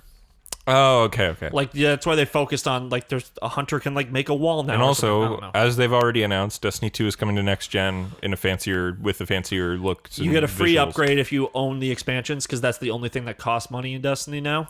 And if you have Game Pass, you get all the expansions that have been already released. Including Beyond Light, which will be coming out to Game Pass. And we got Psychonauts 2.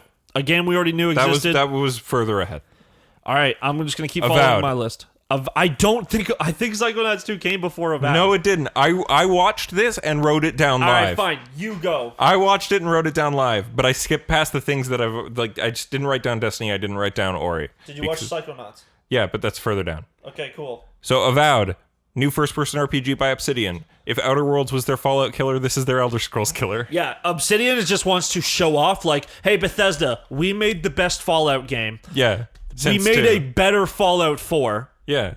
In space, with actually talking shit on capitalism instead of blowing its dick super hard. It's got better themes and better humor. It's double. My only problem with Outer Wilds, it's a very good game story-wise, and the gameplay's fun. I just wish it was one big open world. Yeah, it's like a little bit chunky, but it's a more indie game. It's much lower budget than you'd think. Yeah.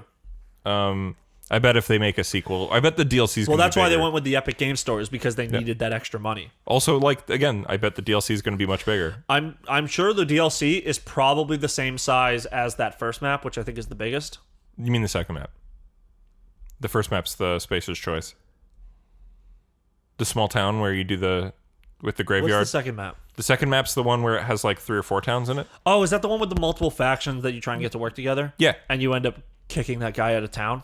And also killing the other dude. You can do different things, yeah. Okay, the best ending is to kick the guy out of town and kill the dude who is running. Yep. Because the other guy was like, we need to just talk about information. The lady's like, no, we're starving. Yeah, what I used was get the leader of that town out and then have like them compromise. Yeah.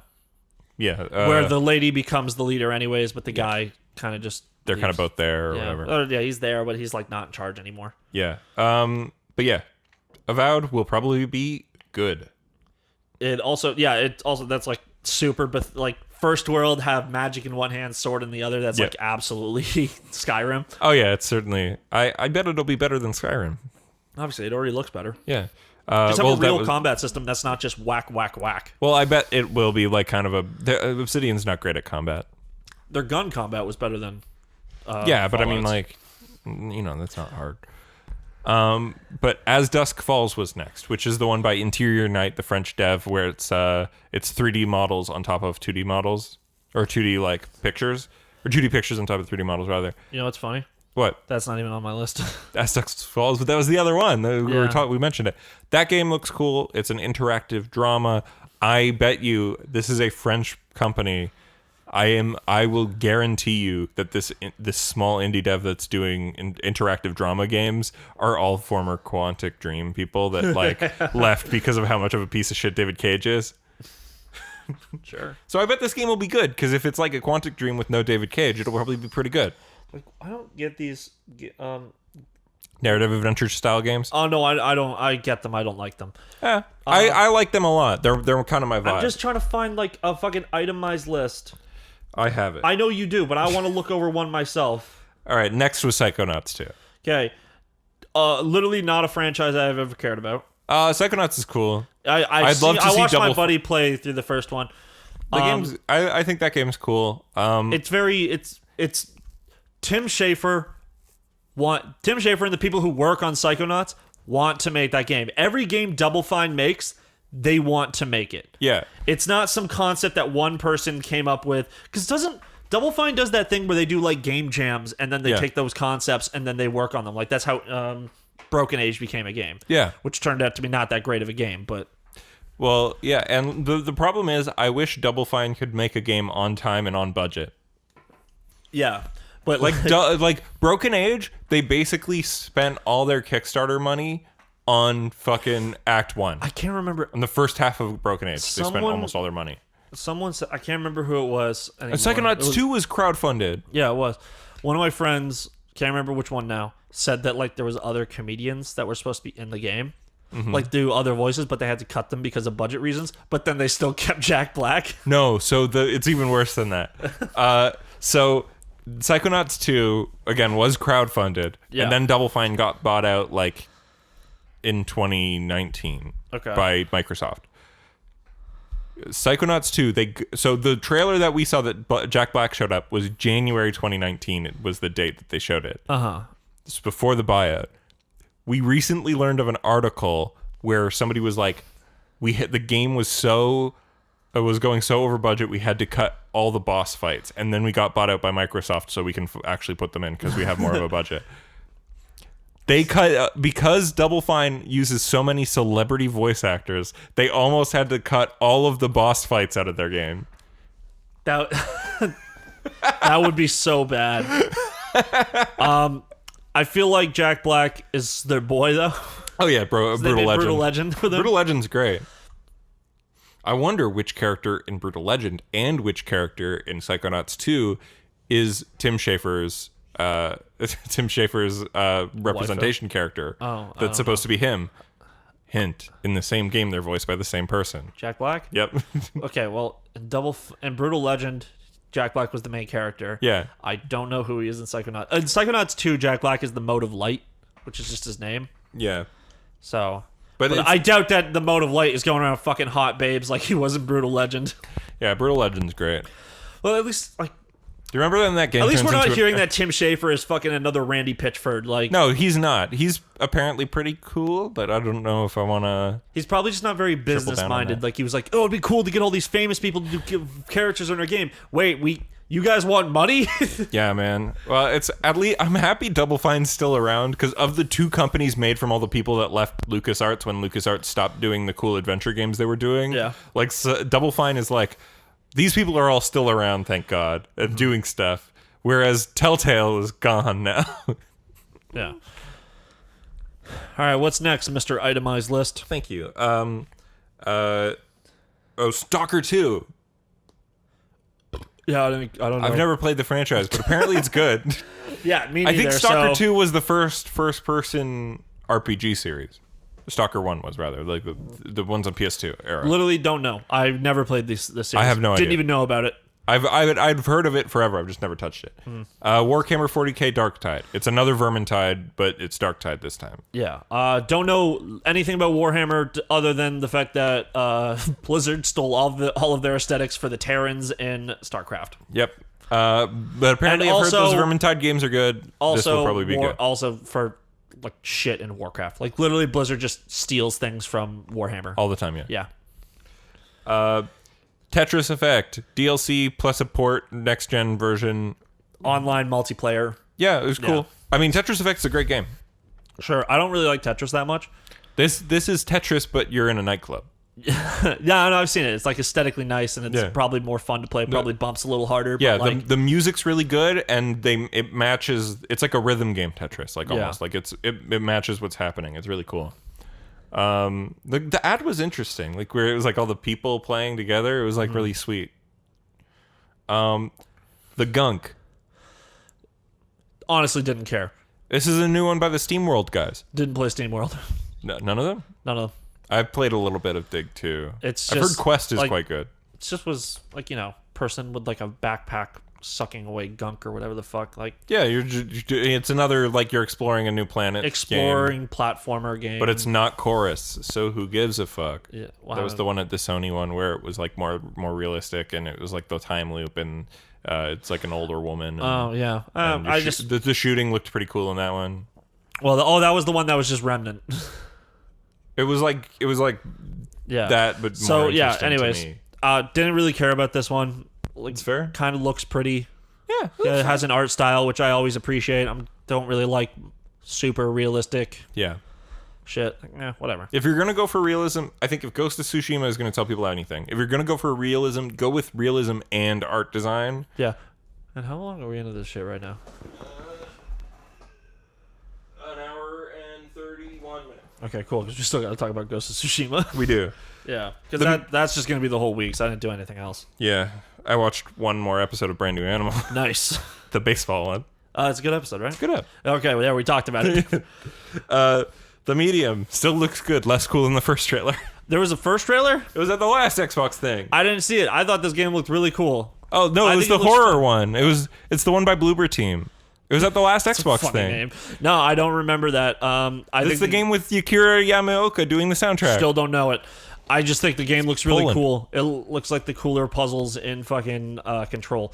It looks neat. My issue is like the first trailer was like, this is a cool ass fucking horror game. And this one is this is a gorgeous- cool horror puzzler. Yeah, well, it was like I was like, oh, I'm expecting Silent Hill, right? Like, and this is that, but like not. You can control when you go between the two worlds, unlike Silent Hill, you know? Yeah, well, maybe this one's like you control like. Maybe there will be like Silent Hill-esque elements, but like they just really wanted to show off that like they're That you're focusing switching the worlds. for like puzzle purposes. Yeah. That it's like you're gonna walk into a room and fall through the floor and die, but it's because when you go to the other world, like they showed a that hole. there's a hole and you got to go around it, sort of Yeah. thing. But then I really got to. I only saw that like you go to the dark region Yeah. to do puzzles in the light. That what like you go to the dark region to see what is really going on from the light region or whatever. The Yeah. fuck. So what's the reason why I shouldn't just stay in the dark region the whole time? Because bad evil. Yeah, I'm sure there's going to be like when you go into the dark, there's like an enemy that tries to kill you or something. Yeah. But when you're in the light, you're safe. But then you're not safe from environmental hazards. Uh-huh. Yeah. Yeah. Still look good, but it's just less cool than the original trailer. Yeah. PSO2, new expansion, adds an entirely new open world area to the game and like massive graphical overhaul. Did they fix the game yet? I don't know. Yeah. So It still crashes when I install.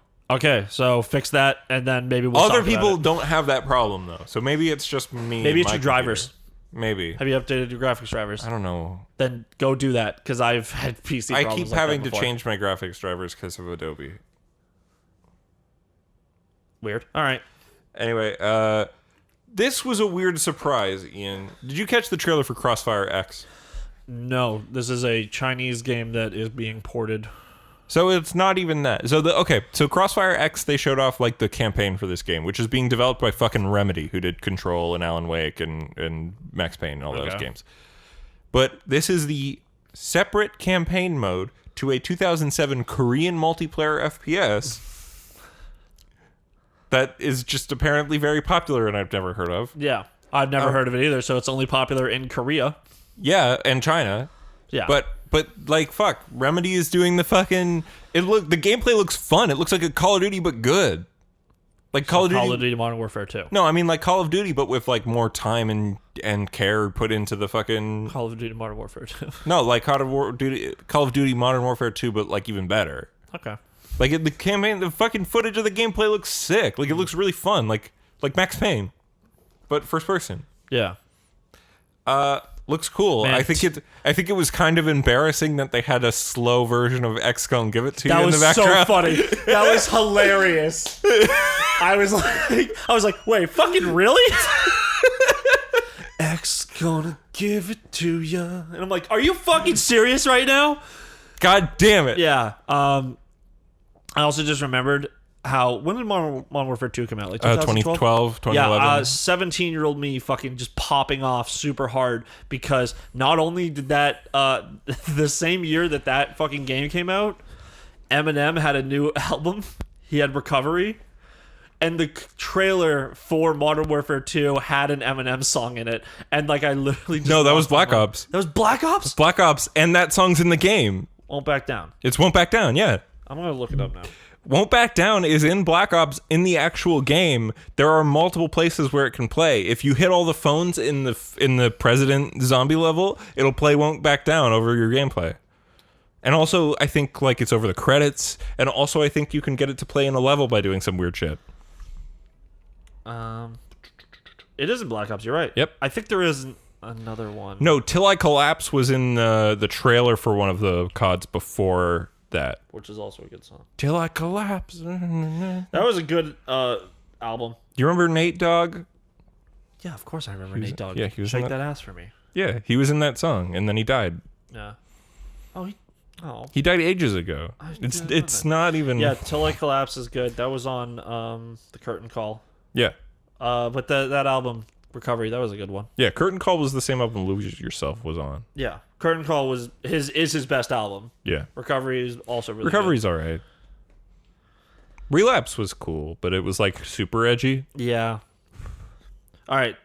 Let's go. Move on. All right. And then Shake That was in that on that album. yeah. Yeah. Wait. No, never mind. That was on. It was released in 2006, so probably on the Curtain Call Part 2 or something. Yeah.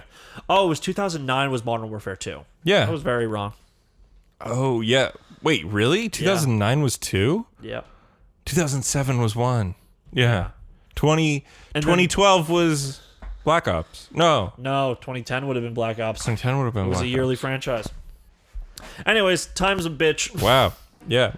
2012 would have been like Black Ops 2 or Yeah, Ghosts so or something. 14-year-old me was popping off because they used Till I Collapse in Modern Warfare 2. Yeah. And then won't back down in Black Ops. Yeah. Also, the best years for Call of Duty were 2009 and 2010 because Yeah. they had Modern Warfare 2, the best Modern Warfare. Honestly, I'd say between 2008 and 2010. Because Modern Warfare 1's great. That would be 2007. 2007? 2007 had Modern Warfare 1. Yeah, you're right, 2008 had World at War. World at War is good. It's not bad. It just don't play it on hard. Oh, yeah. No, don't play any Call of Duty games on hard. Yeah, but World at War had it the worst because enemies had grenades just spawned on nonstop you. grenades. Yeah. All right. Anyway, finally, the last game at the Xbox Series Xbox event. That's right, Fable. Fable. What if Fable was Shrek? Fable was already Shrek. No, but like I really got the vibe because remember the opening of Shrek? Yeah, it's the Where same. it's the him, same like, thing.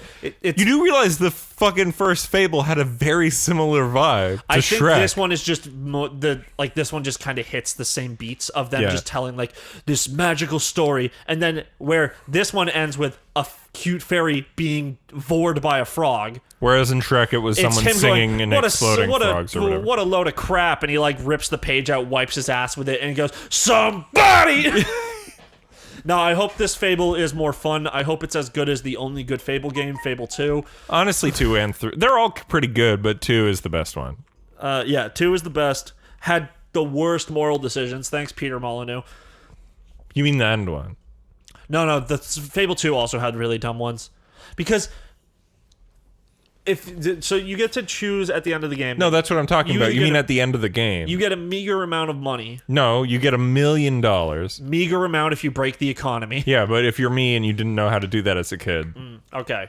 Also, not a lot. You don't need that much money because there's not a lot to spend money on in that game. or you can save your family and your dog. You can save your sister and your dog. Your dog comes back. Your sister sends you a letter. No, and whatever wives you had. Oh yeah, because they do die as well at the end of the game. Yeah.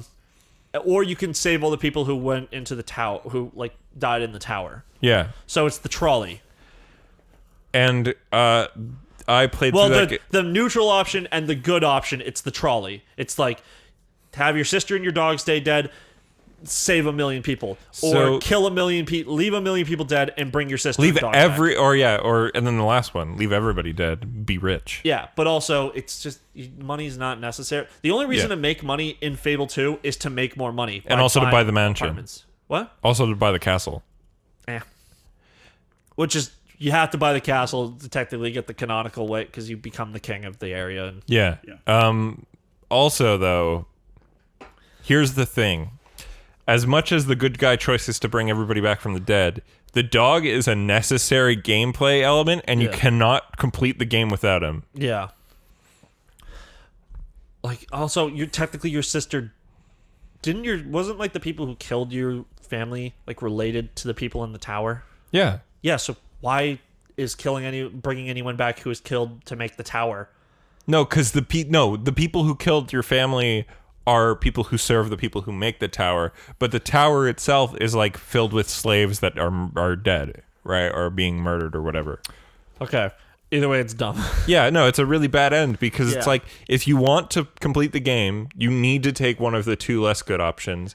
Also, You can don't use feel- you can use some nothing- fun words and just be like, bring back anyone who died from unnatural causes in the last 10 years or something. Yeah. Like No- if you died because of old age, you die. But then all the people you've killed.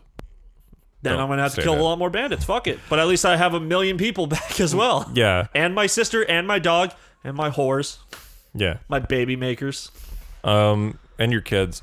Who cares about them?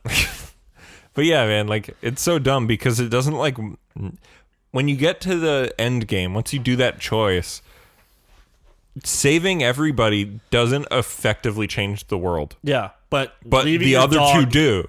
Leaving your dog dead forever kind of just shuts the game down. It for means you you can't finish the game. If you have any side quests you haven't finished, you can't cut 100% the game without bringing your dog back. yeah. If you have Unless you 100%ed right before you get to the end, if which you is not fun. 99% it and then Yeah. that last 1%. Yeah, so hopefully this Fable is good. So one thing that's interesting and why I said we'd come back to Forza Horizon is because it's being directed by developed rather by Playground Games whose only work has been Forza Horizon 1 through 4. Yeah. So the thing is that makes me somewhat cautious about this one. Like I love the Fable games. Wait. Oh, are they making the new Fable games? I thought Yeah. Lionhead was still a studio. No, Lionhead's dead. They died after Fable the Journey. But remember this. And remember MMO one. remember this shit though. What the fuck did Respawn Entertainment always make? 2 Titanfall games that are some of the best games. 2 Titanfall games, Apex Legends, Yep. first-person shooters, Yeah. and then they made so far the best Star Wars game. No. They made a good Star Wars. The best Star Wars game since EA got it. Yeah. So in the last like 12 years. Yeah. When did KOTOR come out? KOTOR came out in I'm gonna say 2002? since KOTOR. No, because Battlefront 2 came after that. Since Battlefront 2. I'm not going to include Force Unleashed. Rogue Squadron. Didn't play that one. The ones that were on GameCube and Wii. Didn't play them. Force Unleashed 1 or 2. Said I wasn't counting that. Star Wars Connect. I'm feeling like a star. Can't stop the shining. I'm loving Cloud City. Cloud City, my stars in the sky. I'm Han Solo. I'm Han Solo. I'm Han Solo. Han Solo. Okay, there. Yeah, whatever. It's a very good game. So just because they're devs who specifically work on one kind of game, Well, but yeah, I'm not saying, but that was a If weird the- vibe for if Respawn. the protagonist of fucking of the new Fable game can only move when you hold R2 and your speed is dependent on how hard you push it Fucking down. imagine he's like T-posing and you drive him like a car. Yeah. That'd be great. No, I think the game will probably be pretty good. I'm just more cautious because they haven't really worked on anything like that. Like Titanfall 2 is at least like there are things that are in Titanfall 2 that are also in Jedi Fallen Order. Yeah. A grappling hook, parkour. Is there a grappling hook? Yeah. Isn't there a grappling hook? No, what there is you can use force pull to bring vines towards you so you can swing, and you can do it in midair, kind of like how Nathan Drake could just whip out the grappling hook in Uncharted 4. Yeah, I wish you didn't have to be in midair when you do it in Ghost of Tsushima. Yeah, we're going to talk about that. Yeah. But, yeah. Yeah. So You know what I mean? There's more crossover. Fable is nothing like fucking... Like, nothing like yeah, it. so those get like the guys who have worked at that studio for a long time have only been making car games. Yeah. But you don't go to school to be a game dev to only work on one kind of game. No, I know. And I'm but- sure they're hiring on consultants and like people who've worked on other studios. Oh, yeah. Again, to, I like, make think it'll probably be good. All those Forza Horizon games are great. Yeah. I just, like... Just things I really liked about Fable that I would hope that I want to be in the new game. One, your hits had weight to them. Yep. And the way magic worked, how you could like quickly cast it, or you could do that big AoE if you didn't move the stick to target someone. I don't want casting magic or doing whatever range shit. I don't want it to go into third person. It should lock on like a Fable game. Wait, what do you mean? So you remember casting magic in any of the Fable games, right? It's all Fable game is It just locks entirely on. in third person. Yeah, it's sorry, I mean, like, I don't want it to go over the shoulder and I'm aiming it. Oh no, okay, but in Fable 2, It didn't do that. It was always... it would be still the zoomed out camera you would get in fighting. You would hold down, I think it was like R2 to start casting. Yeah. And you'd get the 3 orbs on the side depending on like the colors. How depending strong on it was. Your magic. It could go up, so it would be like small circle, bigger circle, huge circle. That would like let's just say it's fire. You could also cast directly at somebody and it would just lock on. It by wouldn't make moving you the aim. stick, and then you would highlight the enemy you want to hit. Yeah. So, yeah, did it do that differently in other ones? No, I want to keep it like that. Modern Okay. games keep trying to go over the shoulder. They want you to aim it. Yeah. But I'm here to play Fable. Yeah. I'm not here to aim in Fable. Unless I have a bow and arrow. No, I don't want that. I just lock it on. No, okay, if I'm using a bow and arrow, let me aim. If I'm using magic, let me do like a quick shot with my bow or something. Like if I have my bow out and I press L2 first, like if the bow is the one that is equipped, if I press L2, give me the old over the shoulder aim. If I start holding down R2 without pressing L2, that's when it works like fire. Or just Arkham Asylum. Double tap L2, it shoots, does a quick shot, hold L2, it's aim. Sure. Yeah. That's fine. Yeah. But Or yeah. R1 for bow, R2 for magic, L1 if you want to aim. It'd probably be L2 if you want to aim because it feels like a trigger. Okay, so magic on R1. Because I don't want to have over-the-shoulder aiming for magic at all. Okay. So R1 to do your spells, L2 to aim, R2 for bow, or just tap R2 to shoot. Mm-hmm. L1 can be like a parry or a block. Or how most games are doing parries now, which is just you block as you're about to get hit. Yeah. Yeah. But also, this game's not real yet. Yeah, I mean, it's been in dev for a while. They just decided not to show gameplay. But that was a teaser trailer, though. That was like not even gameplay. No, but they decided not to show gameplay. They announced that Playground Games, who made the Forza Horizon games, in 2018 they were like, they're working on an RPG open world game. But then in 2019 they also they put out Forza Horizon 4. Yeah. So what they probably had like a B team working on Fable, and now they're all focusing on Fable. Yeah, but that means it's been in dev for 2 years. Yeah. So let's jump into what we want to talk about. Yeah, which is the weeks. Ghost of Tsushima. Ghost of Tsushima, we're talking freely about it. You've had probably an hour 45. Well, who knows, actually, because there might be 15 minutes that got cut earlier. Yeah, I'm not quite... I haven't beat Act 2, so... Me neither. Okay. What have you done in Act 2? In the 3 things on the side. Yeah. Which ones have you done? I've done... I got the armor, and I got the... You got the family armor. Yeah, I got that. And I got... Did you recruit the Yarikawa... no, I didn't do the town. I got the armor. You have to go do that town. Why? I did that town first. I don't want to tell you, but you will nut. Yeah. It is so cool. Okay. It's like you. I just did the armor first because the armor was cool. You know how the leaders of like Mongol camps? Yeah. You can only critical strike them, or like you can't assassinate them. Yeah. Doing the Yarikawa. Oh yeah, it's rebellion. the ghost stance, right? Yes. Okay. I didn't know if you knew about it, so I didn't want to say. That is a devil trigger. Yeah. Oh shit. Yeah. Oh, I thought it was. It is a devil trigger, and it changed the game into Kurosawa mode when you use it. That's awesome. And when you fucking like, it's like insta kills. You can only kill like 3 enemies with it. So it's like you'll slice a man's arm off, and then while he's like recoiling, because you just cut his whole arm off, you just go like head off.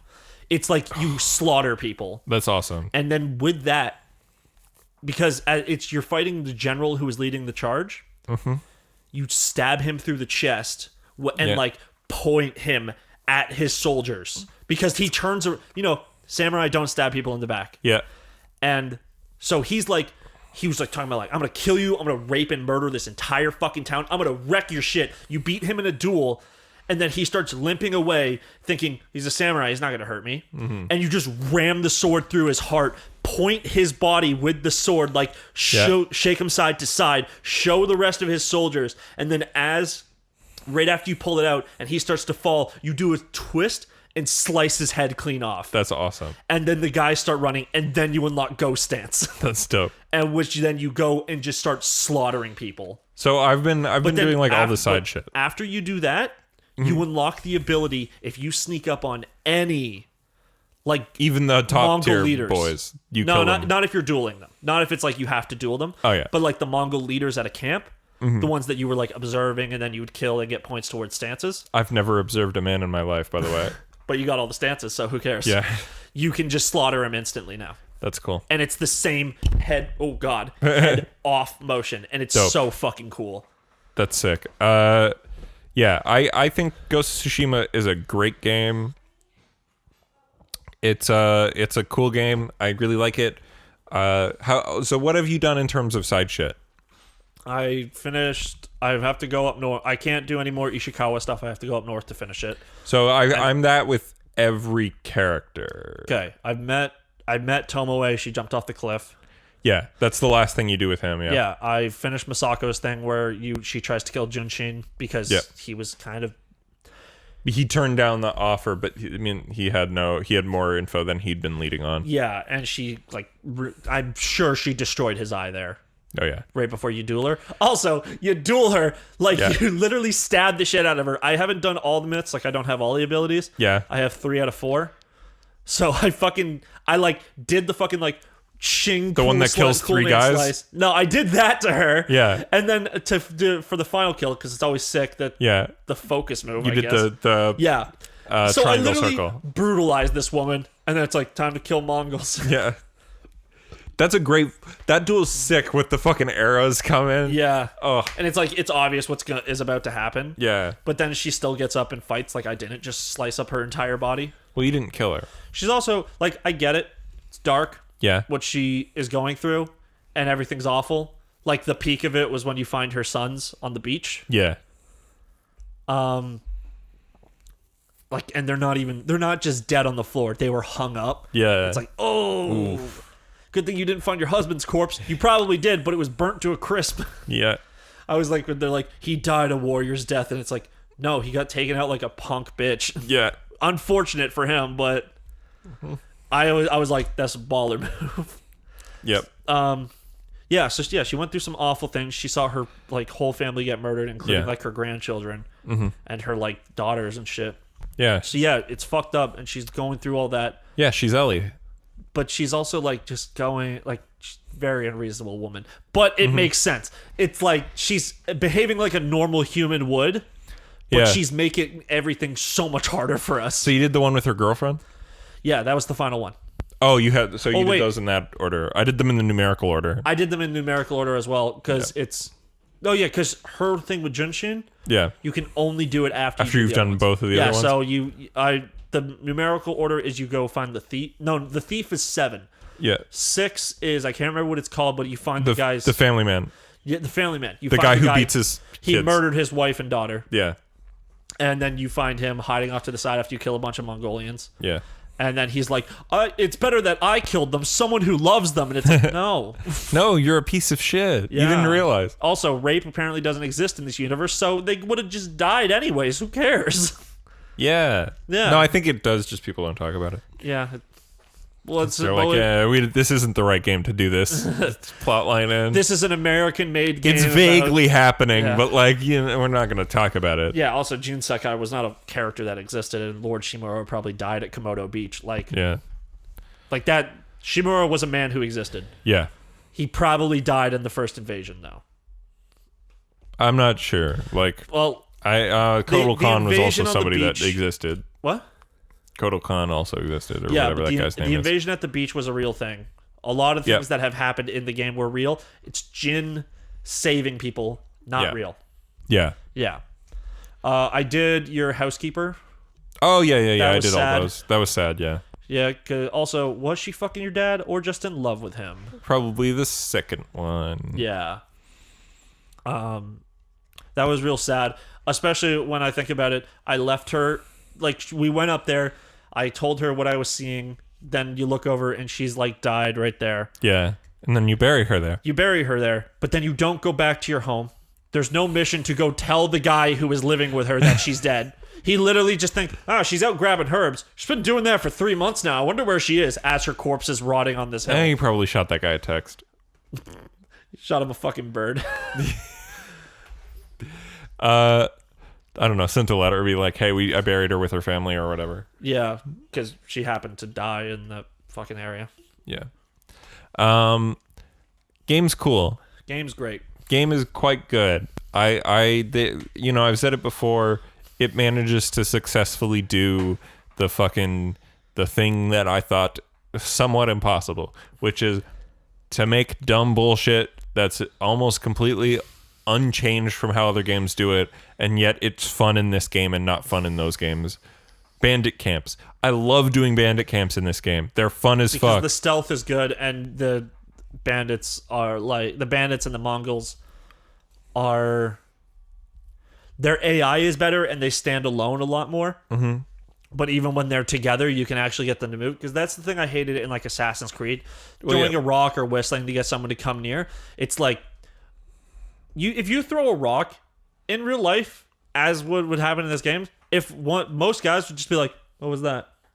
I don't know. I'm sitting around the fire. I'm not on duty. I'm not going to go look. And the other guy's like, "Well, no one's over there. I'll go look." And the other dude's like, "All right, I'll be at the fire." But in every other game, it's like, even when they are on break, they are on the highest of alert. It's like, it's annoying in those games, but in this one, I just find it fun. Also, when I get caught, I think the combat's just better. Yeah. And like, unlike in an Assassin's Creed or whatever, in this game, you can sort of attack places with a combination of stealth and loud action. Being discovered in this game doesn't put you at a disadvantage. No, it doesn't. Yeah. And you can even go from like, I'm doing stealth, I pick off a few people, and then I pop out and go, okay, now the rest of you motherfuckers are going to die right here. Or like you wait until like there's only like 3 guys left, and you're like, whatever, standoff time. Do you know what my favorite trick is in this game? What? There are very few things that your sword can interact with. Only one of them is doors. Why open doors and do the slow animation when you can just break every door you want to go into? And also enemies don't react to. Enemies don't react to it. NPCs and friendlies don't react to it. Yeah. So anytime you go through a door, you're like, I hate the animation. Just you know how break the door. Well, the animation's not that long, so it's longer than I want it to. I don't like keeping my sword out, so I usually sheath it all the time. Oh, I do too. Yeah, so that would actually be longer in my opinion, is that I'd have to break if my sword's already out, I'll break that door down. If it's sheathed, I'm not going to fucking cut open the door. So my vibe is also that I think the animation is extremely rude when there's a person in front or behind you when you do it, because you open it super slim and close it right behind you. And I'm like, there's a motherfucker right there. There's also that's just an animation that all characters do, where someone will be like, hey, come talk to me in this house. And you're like right behind them, and they just go like, fuck you. Yeah, and then I'm like, thanks, wow. I gotta open the door. Slam the door but right behind you, asking me to come in. Door's broke now. I was watching a VOD of Wooly playing through it. Yeah. And he's like, yeah, I've been to Japan. I've used those doors. They're fucking loud. Yeah. Because it's this wood that slides across the floor. It's wood that slides on wood. Like, yeah, it's like, take 2 pieces of wood and just kind of like go like this across each other. Yeah. But where like I'm sure you could glide it across pretty easily when it's just like 2 things in your hand. Yeah. But when you put it on the floor and you push it and you're not pushing the main piece of wood, it's gonna go like boom, boom, boom, and like rumble through. So Jin is just a master at like, I probably fucking with one hand like this, like backwards wrist, lifts it up and pushes it. Yeah. Instead of just pushes it with force. That dude is a madman. Yeah. So I did Yuna's shit. Yuna shit's good. Where that's really dark. You butcher people, yeah. Yeah. Also, doing that one, then the Yarikawa Rebellion, really matches up really well. Oh yeah. Because it's like that one you go through and butcher your own people. Yeah. It's because they have done fucked up things. Where every person you talk to, like your uncle, Ishikawa, not really Misako because she's out for blood, but they all have like these, like, it's the samurai code. You don't do these dishonorable butchery things to your own people. But then the normal people are like, but they're raping and murdering us and selling us as slaves, and you samurais are sitting up as rich people, like living a life of privilege, and we have to work under you. Yeah, fucked up shit's gonna happen at the lower point. So Jin's like this dude who was once a lord who had all his needs waited on hand and foot. Yeah. And then now he has to get down and dirty with these other people. And when you do Yuna's, like, the thing I kind of don't... It's like your willingness to actually do it now, where it's like, you stabbed that man in the neck at the beginning and you had that flashback to your uncle telling you how that's dishonorable to do. Yeah. And then you have to keep doing it. And then when you upgrade your Tonto, it goes from being like, stab a man 1,000 times to like literally like... You just do it once. Like, done. Yeah. There's a real The second time you evolution use of the blow character. dart as well, it does the same thing. Yeah, well, it's just a quick flashback because Yeah. it's weird that it's the second time because the hallucination dart is bad, Yeah. but the venom dart is so violent. Yeah. Like, yeah, poisons do not work that fast. Yeah. But you literally hit a man with some poison, and he starts. He like vomits blood, like, and straight convulses out. on the ground. Yeah, it goes like just straight out. Like, if he's talking to someone when you do that, that man just got blood all up in his face. Also, that should have been an upgrade to the poison dart. Actually, Yeah. if you do the poison dart. He vomits and If he vomits and any blood his body spews out hits gets someone on else, somebody it else, spreads. they vomit. Yeah. Or they vomit, or because of how gross it is. Yeah. Or they get infected and they vomit as well. So you just get this chain of people fucking killing themselves. That'd be funny. But one criticism I do have of the story is it's kind of like it's a bit too pro samurai. Yeah, the story is the least interesting part of the game. No, I think the story's good. My problem is it's very much not the like least interesting part, but it's the least interesting story going on. Yeah. Like, I literally was like, you go slightly north from that first town after Castle Komeda. Yeah. And it's like, go talk to your uncle who has a camp on the beach. And I'm like, okay. And then I met Norio, and I'm like, doing this guy's side missions now. He's great. Because Norio is one of my favorite characters. My favorite character is Virgil. Ryuzo? Yeah. He's all right. I wear his hat all the time. His fucking... He turns a little too quickly, in my opinion. Yeah, I mean- but also, we don't know their whole backstory and I everything. love how you meet him and you have a fucking, you son of a bitch. Yeah. Come here. Literally, yeah. But then, very quickly... I love it. That's one way to get me on a friendship. It's so dumb because it's like it's such a dumb thing. Yeah, it's in every movie. You show me a scene where two people who haven't seen each other in a long time come and say, "You motherfucker, get over here!" I'm like, "Oh, I'm in And then on they this start... friendship." They clasp hands, Yeah. and then one of them starts sealing their arm move, and he goes... Oh, and then they have a fucking air arm wrestling match. Hell yeah. Yeah. But no, like it's just like I kind of wish... I'm just in. Like I kind of wish I was immediately in. Ryuzo, though. Oh yeah, Like, because in the he's more game. interesting. I think Ronin are more interesting than samurais. Me too. That's what I was trying to say about the fucking because game. this is my point. I said this when I was to my friends on Discord last night. Is a mercenary who does good things does them because he wants to, Because he thinks they're good. because they think they're good things. A samurai, a knight, A cop. a cop. They do things because they are told. They do good things because they are told to, and then normally they rebel because they mostly do. They're supposed to mostly do good things by murdering an innocent black kid in the streets. All cops are bastards. Yeah. That's what I don't like about the game. Is it's very pro samurai. It's very pro like an authoritarian state But with lords and ladies. No, it's it's very pro authoritarian.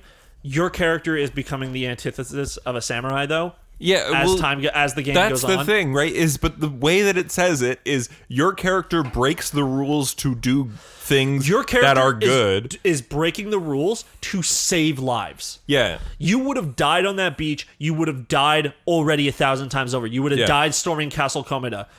Yeah. Thousands of moments, you would have just straight up been killed because you can't take on an army by yourself. You can as the player because you're ridiculous and bullshit. Yeah.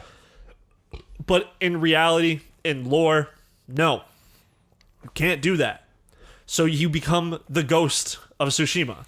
Yeah, but you Where still you are like you're like a shinobi, where you Yeah. have this honorable code, but you'll stab a motherfucker in the back if you know they're evil. And so that's the weird thing about them saying that this is a very like Kurosawa inspired, because I can't think of a single Kurosawa movie where a samurai that works for a government slash monarchy is good. Okay, are you saying that most Kurosawa films, I haven't watched any, are about Ronin? Yes. See, that's why I think Ryozo would have been cooler Yeah. to play as. Because his most famous like the Yojimbo Sanjuro movies, he's a Ronin. He walks into a town. He hears that there's two gangs warring over the town and people are dying all over the place. Big crime boy. Yeah. And he decides he's going to infiltrate both gangs and fuck them over. Mm-hmm. And Sanjuro, there is like a multiple tricky hostile takeover of a town, and he has to stop it and make sure to save the person who's good. but like he's not working for those people. He's a guy on his own and doing his own. Hell, all of the Seven Samurai and Seven Samurai are Ronin. They're hired as a group, or not as a group. They're all individually hired to protect a town. The only difference between a Ronin and a samurai is that a samurai licks daddy's toes, and daddy's toes is any lord. Yeah, well, a samurai works for the government, and a Ronin works for whoever wants to pay them. Yeah. Samurais are just cops of feudal Japan. Yeah, and we are playing Die Hard in feudal Japan. And Ronin are bodyguards. The word Yojimbo means literally bodyguard. Yeah, Ronin is... But, like, that's... If you want to become a samurai in feudal Japan, but no lord will take you under their stewardship or whatever the fuck, then you become a Ronin. But the thing is that Ronin are mercenaries. They are slaves to the dollar. Yep. Or to supplies or whatever the fuck. Gold. Yep. So if you need to live, you work in these packs of people. You're usually under service to someone else. Fortress is it works for the government, but he's not necessarily a good guy. Whatever. Well, actually, he is. He's the Obi-Wan he's the good guy because the story tells you he's the good guy. But there's a war. They're losing it. They need to get this person from one place to another. Jin is a good dude. Like he follows the samurai's code. Yeah. But he's the most reasonable dude in the whole story. Yeah. And he's becoming more of a people person as time goes on. Yeah. Again, I really like Ghost of Tsushima. I think it is unfortunate. He like bows and says thank you to the peasants. Where I think there's one interaction where Shimura has like your uncle with a peasant, and he says all right and walks away. Doesn't say thank you. Doesn't bow. Doesn't even say goodbye. He just goes information, cool, and leaves. Yeah. Because Jin is a nice man. Shimura definitely has beaten a servant. Jin has never said a mean word to what was her name? Noriko? Yeah. Yeah. She was his second mother. Oh wait, no, her name's Yuriko. So, yeah. Nice people. Masako was also a nice person until her family was murdered. Yep. Because when you meet up with her lesbian lover, she's good to her. The only person she has ever loved in her life other than her husband. Yeah. And obviously like her kids or whatever. But romantic love. Yeah. Better not have loved her kids like that. Other than like she was nice to the servants, she caught her stealing or whatever the fuck. Yep. And her husband, like, I want her flogged. Is that just beaten? It's like whipped. Yeah, he wanted her whipped and thrown out, and she just lowered it to say just throw her out. Yeah. So, although all those people hate her and her husband for some kind of reason. Because they were just lords. Yeah. It's that. Well, you know what? It might have been Masako's kindness. Well, yeah. Because she got them. She would get people fired instead of like killed. Yeah. So it's literally her not get. It's those people were like, I was such a piece of shit. I lost my job. I'm gonna go beat up an immigrant because they took my job later. Yeah. Like so, but instead it's like the other way around where they actually blame the company, or it's like it's what happened at KyoAni. I'm mad at them, so I'm gonna go burn down their fucking building and kill a bunch of people because I'm a giant piece of shit. Yep. Yeah. So. But yeah, Ghost of Tsushima is a great game. I'm absolutely gonna fucking platinum it. That game's really cool. Yeah. How many trophies? What's your percentage? Like 38 or something. Oh, I'm more than you now. Yeah. Yeah. Chris is still the most. We're neck and neck. Chris got it a full day before us. Yeah, and he's done the second island. I was looking through his trophies earlier because I was curious. I'm like, is it the hidden trophies I'm missing, or is there like things that it's like just kill a bunch of people with the dart sort of thing? Yeah. Like there's one to get a perfect standoff. Yeah, I've got that. With all 5 when you use the Sakai clan armor. I got that one. Yeah. The 10 hidden altars is hard. Hidden altars. Oh, have you not found out about hidden altars? I don't think I've seen a single one. Okay, so there are places in the game. There will be a sign with a picture of a person bowing. Oh, those. They're not on the map. Yeah, I've had those. Okay, so you bow at those and something will happen in the like environment. a bunch of frogs or a bunch of fish. Yeah. Yeah. And so if you trigger 10 of those, you get something. I think it was a really good storyline. What? Was the one girl you meet in like a town and she's like crying on the docks and you go talk to her. Yeah. And she's like, they killed her family. They killed my family. And you go there and you find the secret out is that she was in love with him. She was in love with a bandit leader who tricked her, and then he went and killed her family. Yeah. And then, but she was so grief-stricken that she lied to you and said that they just did it randomly. Yeah. So you go get revenge, you find out, and then you're like, I was an instrument for someone else's revenge. What the fuck is this? You just made me Then you do come some back fucked and up she shit. killed herself. She killed herself because she just literally wanted that revenge and knew you would get it. So she was like, Yep. I'll just die now. She Drowned herself, which is also the hardest way to kill yourself. Yeah. Because unless you pulled something like I really pin love yourself down under the water, The your mythic body ones. will fight The mythic to get ones back are up. really fucking good. Yeah, I just did. Did you do the ones where you do all the duels? Yes. That one's fucking awesome. Not all the duels, because there's duels in the north, but all the No, ones. there's the Kojiro ones. the 6 of those. They're all in that second area. No, but there's more duels up north because I don't have the trophy yet. No, there's 25. That includes so the duels that are just on the map. Yeah. For that, there's only 5. Oh, the other ones include like the story other ones duels. are in story and side missions. Okay. And other mythic missions. I don't have the fire sword yet. Do you have that one? The fire sword. Yeah, it's one of the mythic arts you can get. Where you actually like light your sword on fire. Oh, that one's in the north. Okay, because Yeah, that's the last. There's 7 mythic missions, and like the 4 or 5 of them are whatever. I think I'm done all the ones I can do right now. Yeah, me too. Yeah. I have I have the 3 armor sets, and I have 3 of the abilities. yeah. So the last ability is in the north area. Yeah. Well, the last ability is just straight up one that enemies are already using against me. Apparently when you use it though, it's like better and different. It would probably last longer. Yeah. Yeah. The explosive arrows are great. Yeah. Like all of those mythic missions are great. The first one I played was the one where you get the strike, the heavenly strike. Yeah, I think I got the archer armor set first. Okay. The heavenly strike one, in my opinion, is like my favorite of those. It's cool aesthetically. It's cool aesthetically. You fight a man on a tower. Yeah. On like a mountainous tower. Yeah. Of like where there's like these white leaves all around you. And it's because the lore is that the man who created the technique blasted the leaves with lightning. Yeah. That he could slice so quickly. And it's raining like fucking crazy, and like the white leaves are being picked up in the wind, and then like you fight, you learn how to do the move, and then the enemy gets struck by lightning. It's awesome. Because he couldn't do it. Yeah. He was using it against you, but it was obviously slower. Yeah. And then when you use it, it's better. Yeah.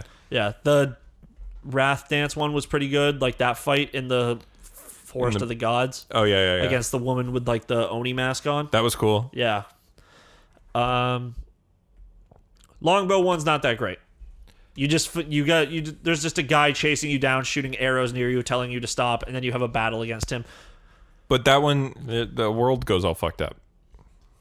Yeah. It's aesthetically it's cool. It's just kind of lame in general. But also it's like, why? The fact that the boundary around you is a bunch of crows is cool. It's just why? Why is it like that? Because no other quests are magical like that. Well, yeah, all the mythic quests are magical. But not really. The longbow one is the one where the world actually morphs around you. The other one is just that you're at a place where lightning is striking. Yeah. Like that one's the longbow one is straight up magic to me. The other ones is just mysticism. It's like this happens because this is just magical. a weird part. Well, that one guy is immortal. Kojiro? Yeah. Is he? Well, then you kill him. Yeah, the myth is that he's lived forever or whatever. And then you kill him and you fallout him where you just steal his clothes. Yeah. I actually know it was really pretty one. Was when you were trying to get the armor, Gosaku's armor. Yeah. And you go and you get to that field of like purple flowers. Yeah. And a woman goes, "Hey, who the fuck are you?" Yeah. And you have to fight her. That one's cool. Yeah, because she thinks you're like a samurai who stole armor. Mm-hmm. I'm still mostly just using the traveler's attire everywhere. Yeah, I stopped using it. I'm using the family one now. Well, now that I know that when you finish an area, yeah, it pops up on the whole map and tells you like where all the question marks are. It doesn't tell you. You finish when you beat Komoda Castle. Yeah, it shows you where the rest of the Mongol-controlled territories are. When you beat those, then it removes the fog from the entire map, and you can see where everything is. Yeah. So I don't care that much about using the Traveler's attire, but the fact that you start in like the dead center of the first map, Yeah. So when you move around, it's just all fucking, the pathing is all weird, and like everything gets fucked up, and also the lines are really small because you don't have the attire on. Mm-hmm. But then when you go to the next one, it's like I can just across and fill out the entire fucking map. Yeah. So like I've just been doing that with the armor. That's so funny. I do put on like the Sakai family armor right before I get in a fight, though. I put on the Sakai family armor if I'm doing a fight. I put on the only big fights. Like I'm not putting them on for a fucking bandit thing. I put on the bow and arrow one if I'm doing stealth. Really, I would put on the Ronin one then, because that actually has a buff to stealth. No, but I don't need the buff to stealth. But I prefer the buff to bow and arrow because you can just go. Because I have that one leveled all the way up. So if you get a headshot, you restore the bar almost like full of 50%. So it's like, I'm you can going just keep slow mo. Like, boom, boom, boom. And if you're getting headshots, you're doing that. So it's like, psh, headshot, psh, headshot, psh, yeah, all slow motion, and it feels sick. And then you go back into stealth, and you're like, and everybody's like, there 3 people just fucking died in 10 seconds. 3 arrows landed almost at the same time. Yeah, yeah. It's like your Dio using the world. Yeah. Fuck, I was thinking and I lost my train of thought. Yeah. Because you were talking about arrows and being cool. Okay.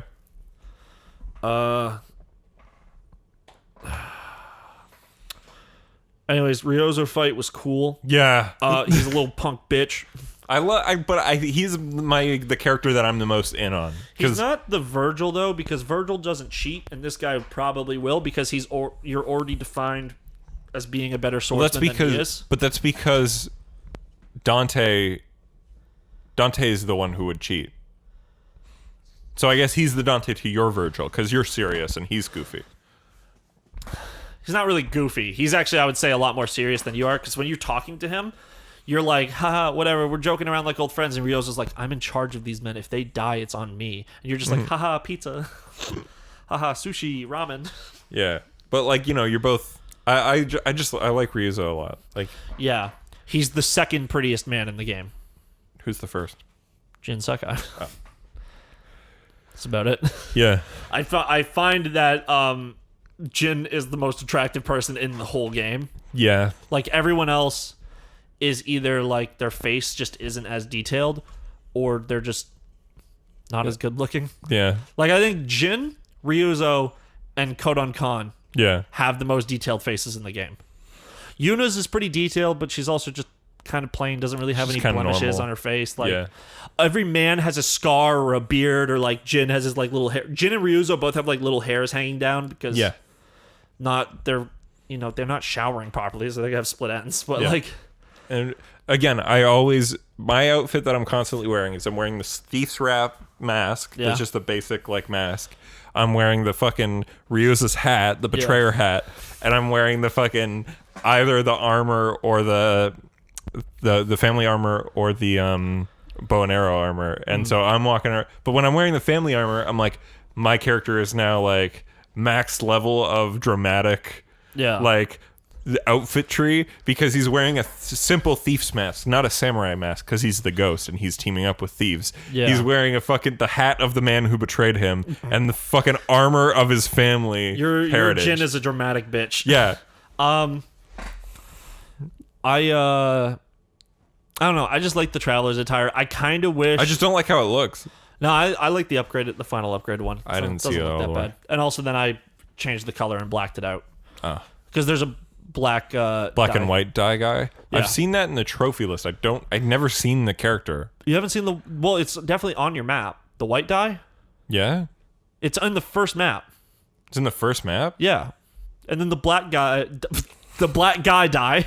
Yeah. He's further north. He's not in the north, he's in the center map that we're on. Okay. I think, you know what, once you're closer to Yarikawa, you'll get it there. Like you'll probably run into him. He lives in a cave. Oh. Wear like the Traveler's attire when you go around that area. It'll probably just pop up on your map. Maybe I have, but I haven't met either of them, honestly. Like, I don't know. I'm surprised you haven't. I ran into both of them without like the game taking me there. I just kind of ran into them. I thought you would automatically get taken there. I was like, I saw it in the list. I'm like, oh, this must be something that you just get at the end of the game. Yeah, no. So halfway through the game, flowers are a useless currency. They're only good for merchants. They're only good for vanity stuff. Yeah. Yeah, supplies I'm not running out of anymore because now I can sell half of my shit. Because my sword and my Tonto are fully upgraded. Oh, my Tonto's upgraded. I still need to upgrade my sword. All my bows are upgraded. I think I spent too much supplies like leveling up some of the armors. Oh, I upgraded the Traveler's attire. Yep. And that's it. And the family one. And, well, no, I already had everything else done. So, what I'm saying at the first moment is I did the Traveler's attire. Yeah. And then I was upgrading my sword and my Tonto. And then I was like kind of running low on supplies all the time. I'm like, all right, let's see what the internet's saying. And some guy just said he upgraded his bows first. Because then any U logs he gets, which sells for like 15 supplies each, he could just sell them all. So I have nothing. I have some armors fully upgraded, but I don't have bows nor swords fully upgraded. Just have. Oh, I have the knife, not the sword upgraded. Well, the knife is pretty easy to upgrade. Yeah, it's only got 3. Yeah. But once you get a thing fully upgraded, you can just sell like all the iron and like the U gold. logs. Yeah, you can't sell gold. Gold is same with something else. When it's items you can only get from doing locations, you can't sell them because if you sold them, You can't. then you max can't. out. Max out everything. But then I have extras, and it's like I have it. Let me sell it. Maybe they'll wait till I actually have everything fully upgraded.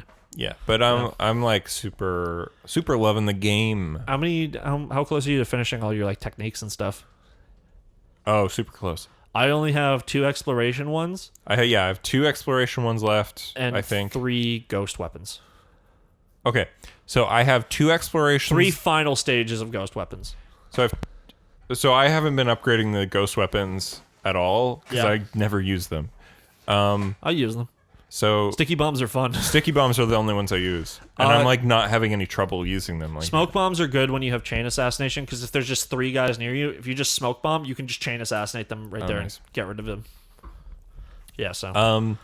but yeah, so I need to upgrade all the ghost weapons except I got the firecrackers. It's the only ghost weapon I got. Do you have the points? You just haven't put them in, or No. Oh. And then I have 1 samurai technique left to get, and then 2 exploration. samurai technique. Just the last parry one. Okay.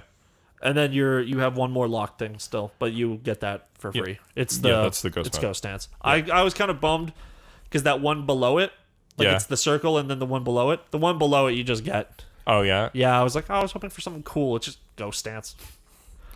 It's ghost stance. You activate it by killing like 13 enemies or something. Yeah. You can't take any damage.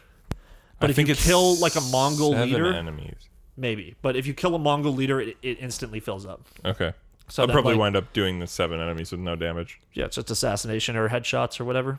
Or just, It's not like it has to be real combat. I mean, I'd probably be able to do it in real combat. I'm pretty cool. All right, good for you. I'm pretty good at the video game. I don't like stances that much. I like it. It's think- style switching. It is, but like it's just sometimes.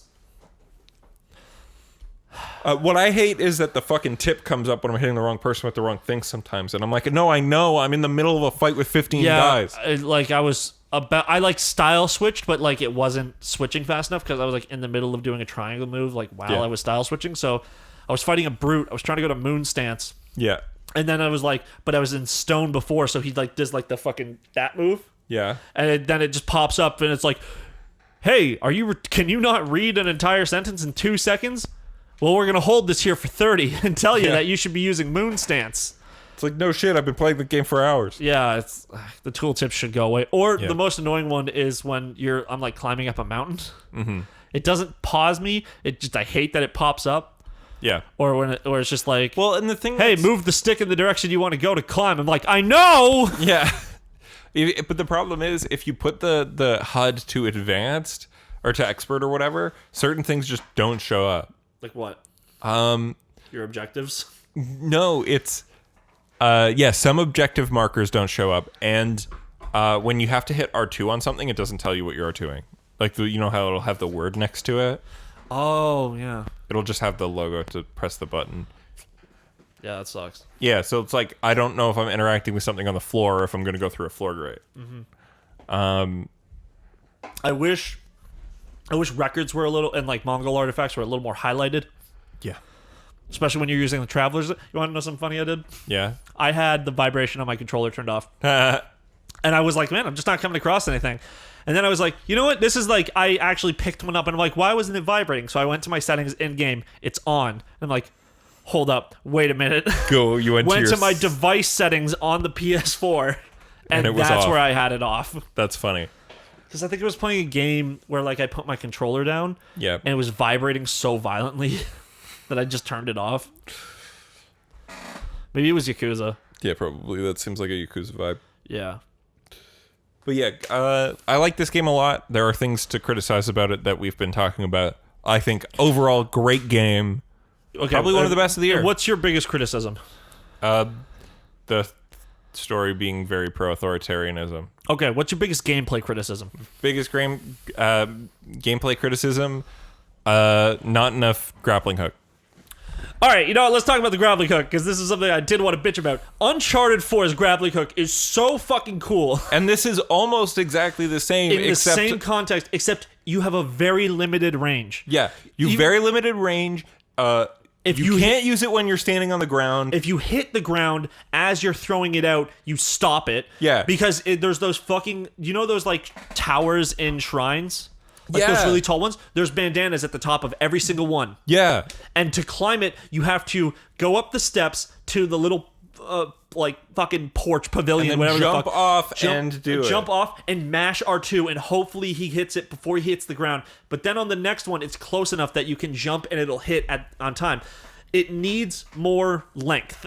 Yeah, it needs to come out faster. It needs more length, and I'd like to be able to use it more. It feels like so much of the game was designed without the use of it, unless you're doing certain bases, certain certain side shit, and certain fucking the shrines, which are cool. I also I find you retain your like I was doing a shrine where what I had to do was there was a wire going across, and then I had to jump from the wire to swing, but then to jump off to the next one. But because of the trajectory I originally took, You wound with up the going swing, in like a weird this. if I didn't go in a weird this to correct my movement, so I was going straight. If I jumped, you can't correct your jump or jump to a angle. It's when you jump while swinging, you jump the direction your swing was. So I missed this thing like 5 times in a row. Yeah. Also, I feel like the climbing is less good than Infamous. It's also less good than Assassin's Creed. Well, Assassin's Creed is very simplified, but you can press X to like jump to actually jump to things. But like this is literally like you can't press X to jump unless you're jumping backwards. Yeah. Or to a place they're specifically saying you can jump to. Yeah. It's very rigid with climbing. And it's like not a the lot weird it's not thing very is freeform. he'll walk off of the edge of something. So if you're trying to Sometimes. jump onto a line, you have to hit X when you land to jump instead of just fall forward off. Yeah. But sometimes it's just like, hey, there's a light slope here. I just want to walk down it. Mm-hmm. And then if I go into a free fall state, I'll just press circle to do a safe land. Yeah. But with this, it's like you'll be walking towards a slope surface and he'll just be like, Yeah. no, I'm not doing it. So then I have to jump, but then it's like the jump is down a hill. If I don't do like a fucking jump where I'm like, ooh, and like wiggle myself down, I will die from fall damage. So I do like the platforming in this, but it just doesn't feel as tight as Infamous nor Uncharted. And I do think Infamous is a bit more interesting than Uncharted, because this is closer to Uncharted because you're not really jumping. You just kind of aim and Infamous climb also up. has powers and like a gliding feature. I'm talking like the original 2 as well. There's no gliding in the first one? There's gliding, sorry. There was just not. Gliding is the sickest mechanic in any game where you can go up high. In Infamous, gliding's cool, but the rail grind is cooler. Okay, yeah, that does sound cool. Oh, can you not grind in the third one? No, you can't. Okay, in Infamous 1 and 2, you can grind on power cables. Yeah. And you go like Mach fucking speed. It's awesome. The way you move around in Infamous Second Son is that with the dust power, the first one you get, you can turn into dust and fly up like a fucking air vent and then pop at the top, and then you can glide. Yeah. Then you get the neon power, and you're never going to do that shit again because you can just the run up neon walls. runs straight up walls, and when you use it, you get a long jump. Yeah. But you eventually, it's just a long jump. So if you're going too far, eventually you will just start to go down. Yeah. And then when you get video powers, yeah, the dumbest element in the game, Yep. you get a proper glide. Yeah. where the dirt so in is Infamous a 1 hover. and 2, there's no real quick way up walls. You just have to use the climbing.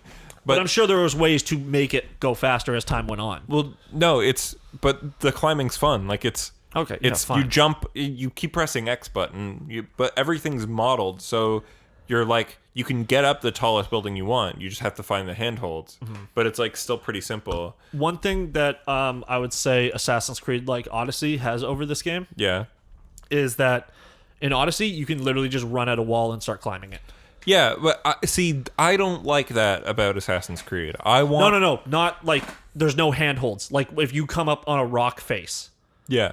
you can just start climbing up the rock because it's like there's handholds built into rocks naturally. There's places where you can't climb, but a lot of the time you can just go at the wall. You don't have to like fucking go to these specific spots like the ledges where there's Yeah. like white and like red because that's where the rock is deteriorating because rain's hitting it. Or in Horizon Zero Dawn, they had like these yellow fucking things sticking out the side of walls that only you could climb on. Like Yeah. there's just little things like Yeah, I mean, again, Assassin's Creed, it's a bit more free, but also the climbing is a lot less like but it's a lot less involved than it used to be. But I Yeah. would say the climbing in this game is even less involved. than Assassin's Creed. Yeah, I think then that this game needs to use its better climbing better because like when you do the shrines, that's super involved. Like it's fun as fuck. It's great platforming. I think it's more just looking for handholds, and but lot you're of the time, you're still jumping and aiming and measuring Yeah. and solving. You know who's was climbing. the worst? Who's? Fucking Jedi Fallen Orders, because you had to hit like R2 or something to actually grab the wall, Yeah, and then when you got later in the game, R2 was also like pull. yeah. So then you would like be like, let me jump, try to grab. No, I'm pulling something too far away from me. Yeah, so But that game had wall running, so yeah, it that balances out. game had fast traversal. This game does not. Yeah, so I think this game. I wish this game was closer to like Infamous 2. I wish the grappling hook was a little more more used and more usable. fun. Yeah, like, or like a specific assassination. Like you know, fucking in Uncharted 4, yeah. you can do the grappling hook into like that fucking big punch you do. You can kind of do that in this with the regular with an That's overhead just the regular assassination. Also, if you just do a stationary jump from like a roof, Yeah, and you go to assassinate a guy, you'll go straight up and then straight down like your fucking Incineroar's recovery and smash. yep, Like, so my big problem yeah. is I don't like the waypoint system. Really? I think it's very neat. I think it's interesting. I think it's well done until you're relying on it more. I Yeah. find myself opening up the actual map to figure out where I'm going because the wind is nice, but when you're in like a forest, it's you don't really see the wind. You see like the leaves. Yeah. But then leaves kind of just stay stationary sometimes when you're trying to figure out the direction you're going. So I don't have much of a problem with it, but also like I can see it being some kind of frustrating sometimes. But like I just kind of wish in the general, wind I think showed it's really cool. the direction a little better. I've had sometimes the worst problem with the wind thing because normally I think it's fine. The worst problem I've had is that when you're not hitting the button to make it go really obvious, Yeah. it can be hard if you're in one direction to know if it's going this way or right or behind you. See, that's what I'm saying. That's the problem. But like, but when you're did you ever when play you're Wind looking- Waker? Yeah. You know how like you don't use the wind as a guidance in that, but you use it to determine how fast you're going. Yeah. Up until in Wind Waker HD, where you can just fucking cheat. No, you use it's the Wind Waker. It's the right. wand. I'm sorry. Well, you're conducting the wind, but like you get this thing called the Swift Sail in the HD version. I think it's in the original, but it's just not as good. Where Yeah. it literally just changes the direction of the wind for you. To where you're going. Yeah. But like you could use the wind because you would see these like all the time. You didn't have to activate it. It just happened while you're doing the wind. You would see like things where the wind was obviously coming down in a direction, do a little swoop, and then go that way. Where Yeah. you kind of see like the wind come down and do like this wave in a direction, but only when you're fucking doing it. I kind of wish the wind we get now is sort of a passive. But when we like, it's like the wind would just be like, hey, you've been going in a path for 10 seconds. You have a waypoint on the map. Here's the wind. Yeah. 30 seconds. 10 seconds would be a little obnoxious. But then if you swipe up on the fucking thing, it would be like your camera or your character would move because it's an intentional swipe up. If you're touching that pad, you're trying to figure out where the fuck Do you're something not related to combat. going. Yeah. Like, what is it? Fucking slide right is sheath your sword. Slide up is summon the wind. Slide down is bow. Slide on the left is flute. It's not combat oriented, so it's not going to be an annoyance if my camera gets fucked up when I hit it. Yeah. So just have a very obvious, do that, readjust my camera to the direction I should be The only going. problem is that pressing the touchpad is listen mode. Yeah, but that's a full press. It's not a Yeah. tap. It's pressing it. I've like had a it button. read it where I'm in listen mode and then also heal bow. Have you had I've that? only had it where it's listen. I go into listen mode, but then it like says, "Oh, you just tried to do wind," but wind just says no when you're in listen mode. Yeah. So I've had it where I'm trying to go into listen mode and There, instead when you it bows. hold your controller right now, Yeah. and just like pointing it at me. Okay, you press down there. I press closer to the top. Oh. Yeah, I don't Yeah, know why. I- My I thumb tr- is more down. I go like on the stick. I'm here, so I'm like bam bam bam bam. Yeah, I don't know why my thumb's on the stick, so I don't know why I go so high, but I do. Yeah. Yeah. So yeah. Anyways, game's great. Yeah. I still love the game. It's in the running for my favorite game of the year. It's probably going to be my number one game of the year because I really fuck. I'm not counting Yakuza 7 because it already came out in Japan. But it came out this year. Fuck, and it's coming out this year again. All right, Yeah. so right now this is in my top 5. It's, Yeah. depending on how It'll be Yakuza this 7 head to is- head with Yakuza 7. If Yakuza 7 has a really good story, then Yakuza 7 will beat it. But if Yakuza 7 is just okay, then this will just be. This is either going to be 1 or 2 for me at the moment. Yeah. Yeah. Like, is Cyberpunk coming this year, or did they delay it? Cyberpunk is coming in November. All right, I just don't. I'm sure that game will be cool. I probably will pick it up. I just don't care that much Yeah. because I'm not a big CD Projekt Red guy. I don't really love The Witcher. I liked Witcher 3, but I'm more hyped Everyone because likes I'm Witcher 3. Witcher 2 is an okay game, and Witcher 1 is fucking weird. but I am a big Cyberpunk fan, and I am worried about some of the things they've said about its politics, about stuff where they're like, it's not very political. Because it's and also like, it's not Western politics, and they could just and like, unlike I mean, this might be super ignorant, but I feel like here in like the West countries, like I just feel like Poland might be like a kind of a more what they think is normal is not normal to everyone else. But I just want to point out, Cyberpunk 2077 is based on a role-playing game created by a black man in America. But they're not. And it takes place in America. Yeah, but they do. It's like when Rockstar does a fucking game about when they make a GTA. It's like, you guys aren't American, and everything you do is just based around what you see on TV. Yeah, but like, so... Because Rockstar's cowards. Yeah. They only lampoon and make fun of celebrities.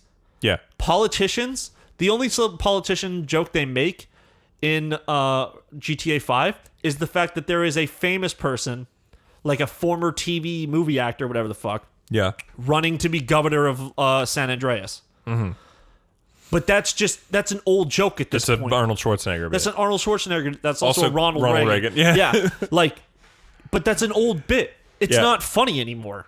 Yeah. It's like, it's that's my thing with Cyberpunk. I don't know Cyberpunk if as a Arnold was genre. good governor or not. I think it's like, He did good if things he was and bad meh, things. whatever. But like, Cyberpunk as a genre is founded on being like punk as rebelling against the system. If we're not rebelling against a system and commenting on, being in a fascist police state like the fucking role-playing game is, you start riots in that game. You like fight cops. Like, the cops are owned by corporations. We need to make this criticism. Like Saints Row 2. Yeah. Yeah. But like, that's inherent to Cyberpunk. So again, I am excited for the game. It's frustrating to hear them say the political statement. It's like, it's got the word fucking punk in the title. If it doesn't make a political statement, Also, you failed at making a game in the cyberpunk genre. Isn't there... there's that one line in Nier. There's a guy you meet. He has a bum leg. Yeah. And Tubi's just like, why don't you replace that leg? And he's Yeah. like, because it's the last original piece of my original body. Ship of Theseus. And if you take that away, is it really Still me. Is it me? Am I the same person, or am I a completely different being? Like, yeah, I have, which is what Cyberpunk is going. You have robot body parts in that game. Yeah. You need to like look at it as like if you were at one, like they actually kind of do this in Battle Angel Alita as well. At one point, if you were cyborg, at one point you were human, but now your body is mostly robot. Yeah. Like, are you still you? Do That's you still have a soul? Are you the same person? That's or the does main your brain theme of believe? Ghost in the Shell, the first movie. Exactly. And Ghost in the Shell is cyberpunk. Yeah, it is. Except like Ghost in the Shell Except and you're a Blade. cop. Yeah, Ghost in the Shell and Blade Runner are both good. Don't get me wrong. But you're a cop. But they're both cyberpunk aesthetic without being actually punk. They're like cyber noir, right? Yeah. Like, and they're still cool. And Ghost in the Shell especially is very much about like, you know, hey, these systems are bad and these cops aren't necessarily doing morally good things and blah, blah, blah. You're supposed to question it. But like, yeah, I mean, it's not cyberpunk the way cyberpunk is. It's not Neuromancer. I don't know. I'm just more interested in the existentialism of like you're replacing your human parts with robot And again, parts. And in at the what point original do you stop game- becoming human? In the original game, that's a problem because like having cyber parts is like it can fuck with your brain and like you can Yeah. it can make you kind of go deranged. Maybe whatever character you make, you can replace parts of your body with robot parts. Like maybe you start out fully human, or maybe you have to Yeah. give yourself one robot part. And as the game goes on, you get upgrades for robot parts. You can make your body more robotic, but then you get debuffs or something. Like maybe if they have like a charisma stat or a speech stat or something, you lose it because you're losing some of your humanity. Not literally, but like figuratively. Yeah, your humanity is definitely like that's a big thing in the tabletop game. Like, are you human or are we dancers? Yeah.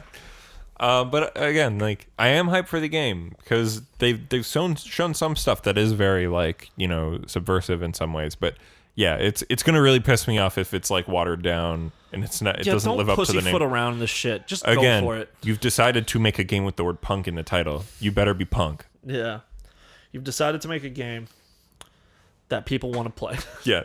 Maybe try something. Yeah. Don't just make it standard.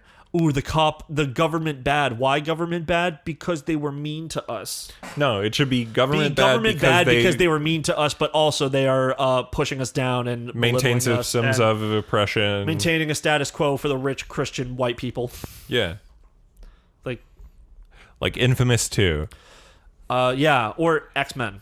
Yeah. Any characters where someone gets too many powers and people without the powers want to be like, hey, you're not better than me. And they're like, I'm not saying I'm better than you. Well, I'm gonna treat you like less of a human being now because you have superpowers. Okay, I'm gonna rebel. Like The villain of Infamous 2 is like a pretty blatant like cover for a Westboro Baptist Church. Yeah. Yeah, it's like they've taken over New Marais, which is basically New Orleans. And like it's like this religious group and like they have their own militia of like gun-toting people, but then it turns out that they're also like creating the people with powers because they're corrupt. And so it's like they create bad people with powers to make people dislike people with powers more. Second Son is literally just they take all the people with the powers and they put them in prison purely because they have powers and then try and brainwash them into becoming government agents to control the populace. You know what's weird about Second Son? What? So Infamous 1 and 2 both take You got to place- put a timestamp on this shit now to be like, we talked about Ghost of Tsushima for this long, then we talked about Cyberpunk, then. Yeah. Yeah. You know what's weird about Infamous 1? What?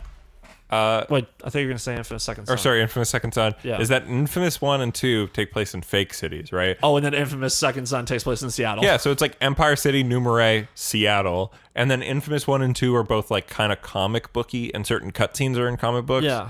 And like Infamous Second Son doesn't do that. And also Infamous 2, I don't know, Second Son even happening in the ending that it's supposed to be canon in just makes that ending kind of worthless. Yeah. Also, they never give us a payoff for that ending. So at the end of that game, like, you know, the good ending is that Second Son or 2? of 2. Where you sacrifice yourself. You sacrifice yourself and all the powered people to save everybody else. And then the Right, evil because- ending is you save only the good people. Is you save only the powered people powered and people. every other human dies. Yeah. Right? But the good ending, at the end of the good ending, your character, like, all the powered people are gone, right? And the world has no superheroes, but it also has no supervillains. And then lightning strikes Cole's coffin, and Cole has lightning powers, and like it just ends, right? And then in Second Son, there are inexplicably people with powers again, and Cole's not he's barely mentioned, and the lightning striking the coffin had no significance. He's not back to life, nor is he still dead, or he's just never really mentioned. Anyway, that's my Infamous rant. I love those games. Make a new Infamous game. Yeah. Or I will make a new Infamous game that don't let me use the guy from Second Son because he's overpowered, and don't Sucker Punch. I love Cole's you. dead. No matter what you make, I'll be happy. Yeah, you've only made good games so far. Yeah, so I'd love to see you guys come back to Ghost of Tsushima and do a sequel. I'd love to see you guys come back to Sly Cooper and do a sequel. I'd love to see you guys come back to Infamous and do a sequel. I'd love to see you guys do a completely new IP. See, the thing with Ghost of Tsushima having a sequel, though, one, it even gets, you either have to pay more attention to historical accuracy. You can not. It could just be another game. Dude, we just play Japan. A game where we're playing as Japanese people during the rape of Nanking. It's no big deal. Yeah, sure. We're totally the good guys. Like, no, I'm kidding. That would be bad. Obviously, you shouldn't make a game where you're doing war crimes. I think Ghost of Tsushima is a really good one-off. Oh, sure. I don't think we need a sequel. Yeah. Even no matter how this game ends, it's done. Yeah. The farther you go, the deeper you go in, the like more you have to be like, well, whatever. Standalone expansion. That's like Yojimbo, where it's just one town. Or standalone expansion, but then give me some magic powers. Fuck this shit. No, I'm saying standalone expansion. It's Yojimbo or Sanjuro, where you're just in one town solving one town's big problem and everything super detailed. in one town. Standalone expansion, where you connect Ghost of Tsushima to the Infamous universe. They already did. No way. The hat. You get Delson's iconic hat. Really? Yeah, the headband of the Second Son. It's just the hat, but with no top part.